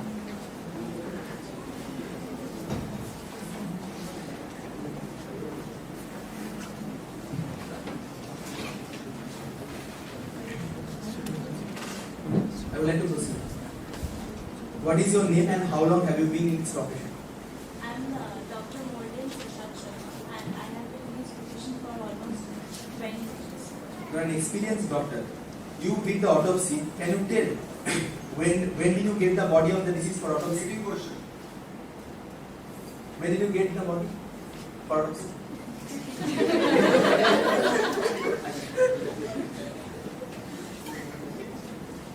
Describe the injuries. It was thermal burns in her face, chest and upper limbs, and there were incisions for both the inner thighs and the outer and inner limbs. Why was the upper part of the limbs have the most severe burns? Inner part, yeah, I'm sorry. The inner part of her hands and the upper part of her limbs have the most severe burns. What is The doctor would explain why the specific regions has more burns or escalatory burns. Okay, so you are seeking an explanation that why certain part of the limbs are more burnt than part of body. Yeah, also a leading question. And we would like to. You would like to hear. It was mainly due to as she was in the kitchen and the burn as if the burn maybe gone through the hand and then the lower part and thus though that the chest and the limbs are the main part for the burn. Dr. Moody, kindly tell the code actually to help. Why were they actually more important? Why they are more burns? Because it was not mainly the face but the chest and the limbs because the burn will come first to the limb and chest than. But in your autopsy report, you have written hospital bandages are present over face also. Now you're saying that it was not there on the face. But face has legal knots, which was mainly due to the chemical change in the body of the patient. Okay, can you describe your autopsy report by any chance? Like, can you describe what has happened exactly?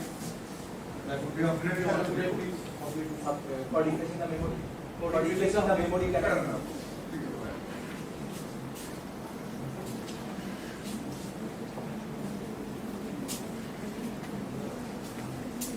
There was hyperspastic. Your Honor, read it. Don't read it. Take a refresh. And there was Your Honor, read it. you can't. I have. You cannot You talk can't to the direct. witness. You cannot talk to the witness. Your Honor, actually she wrote it by herself. I understand. Both defendant and prosecution. If you have to tackle the case on your own, then the judges must take a departure, right? Upon this, there are bandages on the patient and the limbs, and there were thermal burns in the face, upper limbs, and the thighs, and also there was incisions done in the inner thighs and the upper limbs. I think the question was with regards to the burnt and its proportion spread it over across different parts of the body. So, was that the question, counsel? And it was due to the hyperburning. Actually, in the I believe that was the question to which Dr. in the Murli question is answering. I wanted to ask that in the report, Dr. Murli have written that specific parts like escalatory burning and There was no escalatory burning, counsel. Please correct your information. I just want present and then the doctors compose the report, right? You are present as a witness. Why you are reading it out? I'm not reading. I'm just saying that You are present as a witness, right? So kindly give us a description of the burn. It was the incision done in the upper limbs and also the inner sides of That's the incision. I'm talking about the burn. Burn. and the thermal burn was also done in the face, in the chest, and in the upper limbs. Thank you. Please go ahead with the case. in your while working, have you ever done a postmortem of accidental death due to fire? Yes. Any similarity in this case? Yeah, it was also similar like this case as the burn was done, burn had in the chest and in limbs. Because it's usual that burns happen in these cases like this. In your report, you have written superficial thermal burn and escalatory. What is the meaning of escalatory?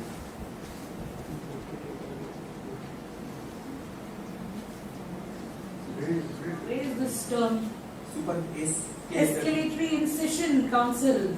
Escalatory incision. Yeah, so that's the part of the incision. Incision means cut in a body. Incision burning. Escalatory incision burning. Can you explain that to us, doctor? Incision is a Also, doctor, yeah, please answer. I have a question. it's a cut in the body which was made during the surgery. No. They have written that following injuries are noted, and then one point comes as escalatory incision is present over the ear. We are referring to page number 25, point number 1 and 2, which says hospital bandages are present over face, chest and lower limbs. After removing bandages, following injuries are noted. First, superficial to deep thermal burns are present over the face, upper limbs, both side and lower limbs. Chest, excluding palms and soles. Second injury is escalatory incision is present over the inner side of both upper limbs and inner side and outer side of both thighs. This is what my co-judge wants to know. Escalatory incision means deep cut done close. Doctor, how old were these incisions? It was done in his autopsy. So autopsy report is considered as an injury. I mean, the cuts during the autopsy is considered as an injury. That's what you have mentioned in your autopsy report. You're an experienced doctor. We are not yet. We are not done yet. And cross-examination may happen. Nobody will give you that time. Taking this time. Right, do you have any other questions for your doctor? For your witness? Last question. Did you find any similarity in the case of suicides that you have done a post-mortem and in this case? It doesn't seem like a suicide. It seems a normal accident which has happened due to this burn. Doctor, I have a question here because you said that in your autopsy report that the burns are there all across the face, limbs, and not on the lower part of the body. And you are you're saying that this is a stereotypical example of accidents. This is what you have said, doctor. Now, what if somebody? I'm just asking. What if somebody pushes you from behind towards a fire? So it is also not an accident, wherein it might happen that your face and the chest part is being But burned. actually, there was no one present in the house in that particular time. She was all alone in the house.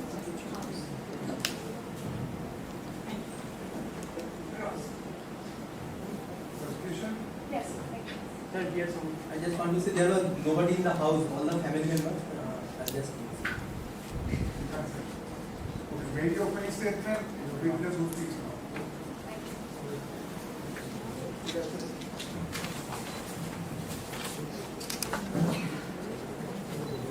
The doctor mentioned that there were burns on the limbs, right?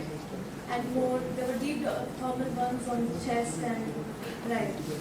So if it was an accident, why was the face burned?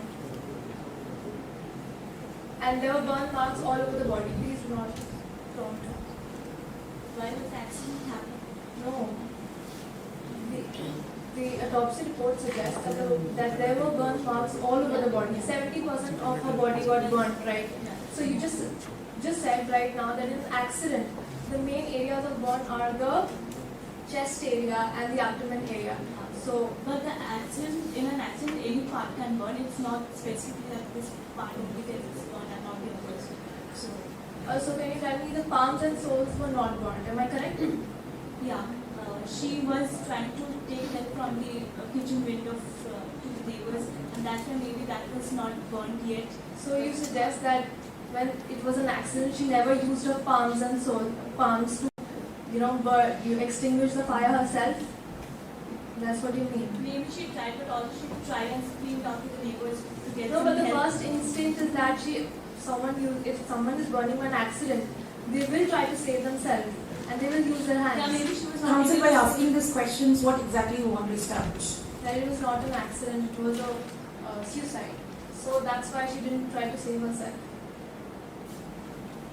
But maybe she tried to save, but she wasn't. That's why she called out for help. first instinct should be to save herself by her own hands and not depend on somebody else, knowing the fact that she was alone in the house.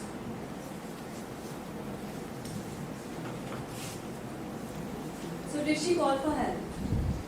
Yeah. Where is it written? Objection. I would have raised an objection. Why it is asking? Why is this question asked? Did she call for it? He is the medical officer, not the investigation officer. Because I'm so sorry, but she was self-mentioned. I just asked my Out of comment. reading question, don't be in a rush. Absolutely. So lastly, I would just like to ask that. Before we address that, what was the objection again? The prosecution asked that did she ask for help? And then the next question was did she ask for any help?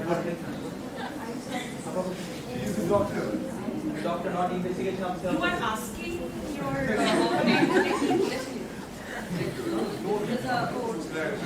Objection sustained. Objection sustained. Also, Your Honor, my defense counsel mentions that there was no mental cruelty inflicted on her. So I would just like to answer, how are they so sure about it? Does the autopsy report suggest any... Why are you asking her that question? Exactly, I just want to establish this fact that mental cruelty She cannot never be... stated that. Did she ever state that? Did she ever state that she was not mentally stable or so? She did not talk about the mental health of that person, I believe. No, I'm just trying to establish the fact that the counsel sustained. That's a different story. Right now you're cross-examining the witness. It's not the stage. The witness has not mentioned anything about mental cruelty. This question does not stand any word in this particular situation. Any other questions you have? No, thank you. Any other witness?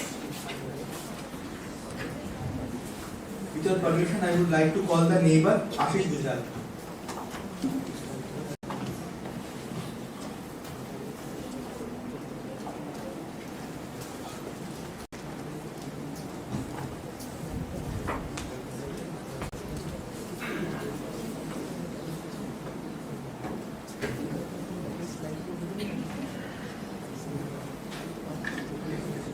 What is your name and where do you stay?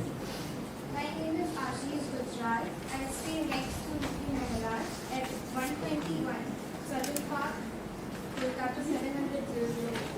Can you please describe what happened on 14th April 2022? So I was going to buy some groceries from my house, particularly vegetables. So I heard loud screaming of Yashika, and smoke was coming out of the window. So I rushed inside and tried to...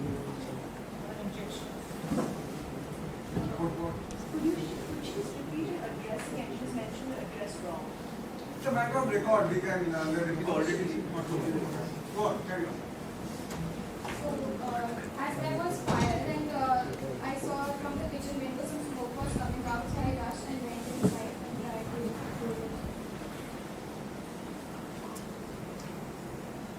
What happened after you stopped the fire? During the time I was trying to close the door, some neighbors came, so we just rushed to the hospital, carried the medical college. What? You alone? No, I and Sukanta. Was she alive during that time?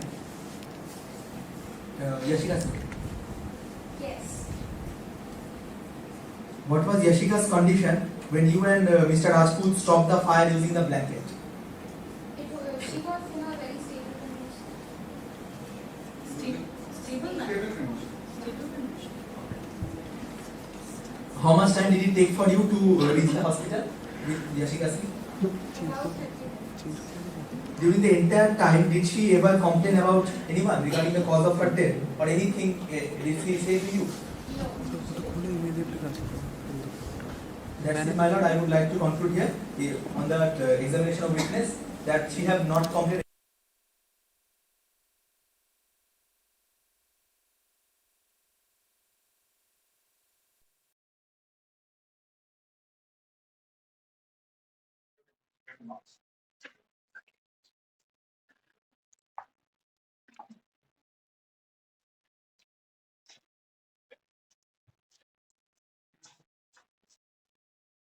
You're the neighbor, right?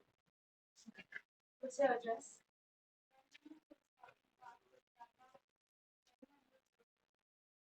How long have you been staying there? So, were you ever involved in a fight with Rajiv Mehra or the Mehra's family? So, you had good relationships with them. So,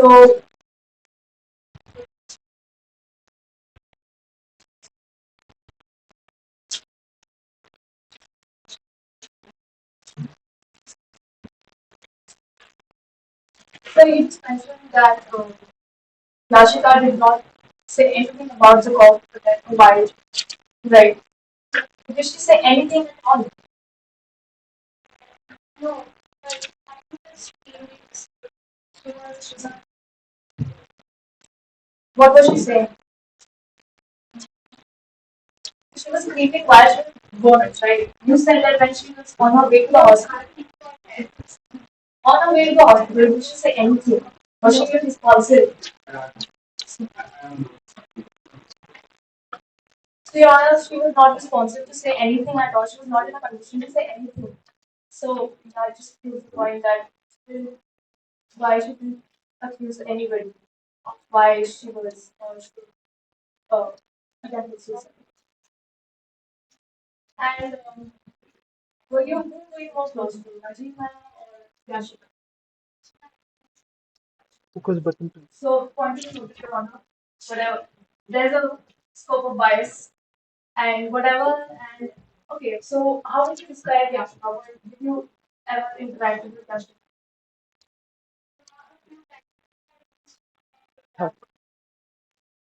So that just established more of a point. So you are not that way acquainted to Yashika.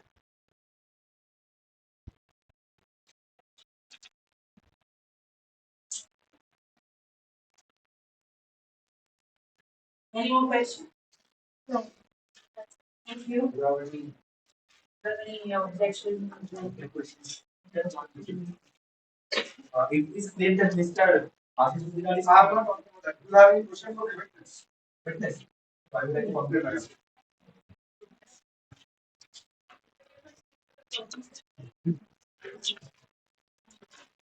Your Honor, members of the opposing counsel, and ladies and gentlemen present here, thank you for your kind attention throughout this trial. Now it's time for the judgment. And in the meantime, I shall review the case and just establish the evidences. So, Your Honor, we called on two witnesses. Both the witnesses have testified, and they have, and we are successfully, and we have tried to successfully establish the following facts.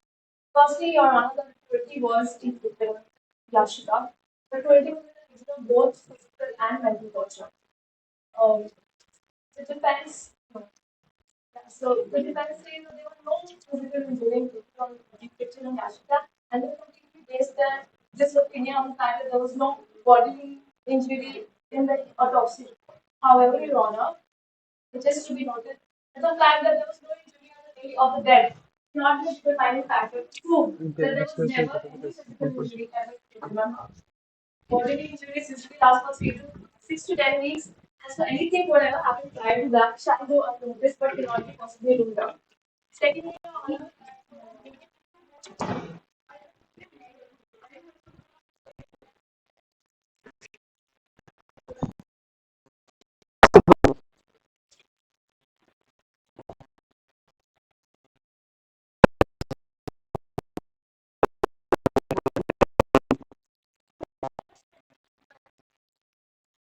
Okay, okay. Okay.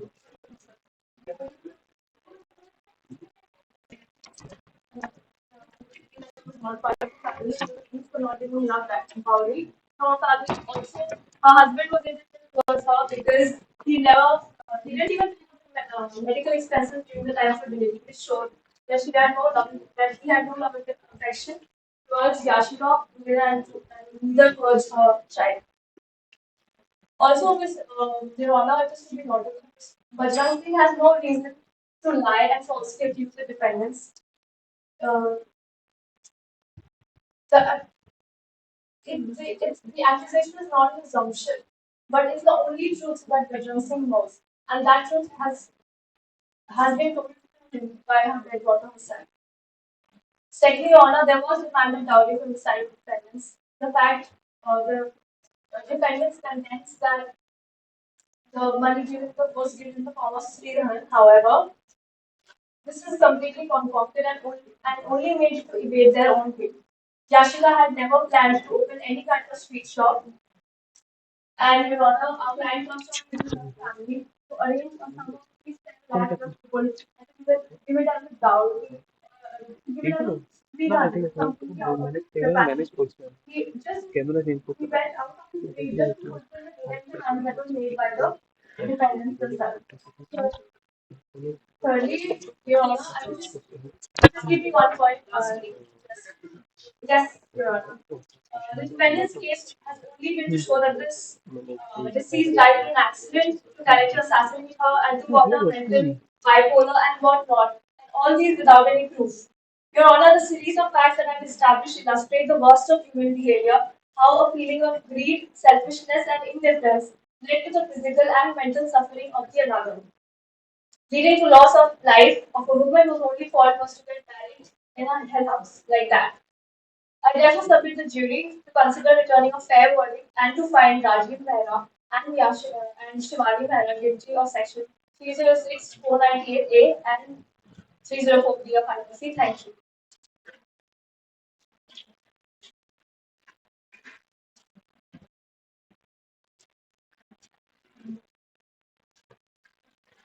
Your Honor, I am on behalf of the accused person making argument on issue number 4 and conclude the entire matter. And at first, I want to address one thing in front of the court that the prosecution side visibly failed to say anything, and even in their report also they didn't say anything about the issue number 4. Anyway, as per the facts and circumstances, there is no proof or iota of evidence of presence of any element of suspicion of a third party in this case. Now, as previously argued by the counsel on behalf of the accused, it is a clear case of accident. Therefore, the accused person does not hereby state any element of suspicion of a third party. And you all may kindly and appreciate one thing that in this case, the chain of circumstantial evidence is totally incomplete.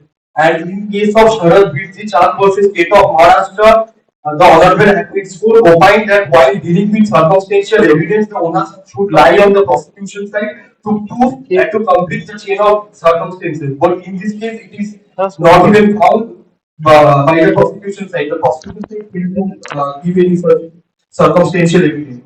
And Your Honor may kindly consider one thing that no suicidal notes have been recovered by the High Court during the investigation, and the deceased person was alive from 3:30 and she was died at 7:30. In the course, in between that course, she didn't mention and didn't state anything about the torture to neither the witness who brought her to the hospital nor the medical officer.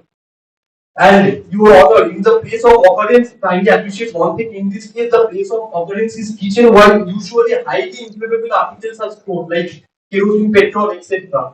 But the prosecution side has not cleared that Yashika was committed suicide by putting fire on herself, and no such inflammable articles was recovered by the police. And even in the charge sheet, he hadn't mentioned any inflammable articles. So further there is no evidence to show that there was immediate warrant to avert the commission of suicide. Besides that, Your Honor, please consider that it was earlier found that Jessica was mistakenly consumed poison and mistakenly consumed poison, for his father Bajrang Singh claimed to the police station that she consumed poison and attempted to commit suicide. But in the police report, the police made it very clear that it was not a case of suicide. It was she mistakenly consumed it to something else. So from this, it is clearly transpired that Jessica was totally negligent and careless in nature, and thus there is every possibility that she died of an accident while working in the kitchen. And besides that, Your honor, like the honorable court, please consider that the IO did the investigation in a perfunctory manner and totally relied on the complaint of Mr. Bajrang Singh, who was the father of the deceased person, but and made similar claims against her in prior episodes, stating that she commits suicide. She commits suicide by consuming poison, but the police report made it very clear. Counsel, your time is over, so please. So this is how. It is my humble submission before your honor to that considering all your honor may kindly accuse the accused person from all the charges subject to taken. Thank you.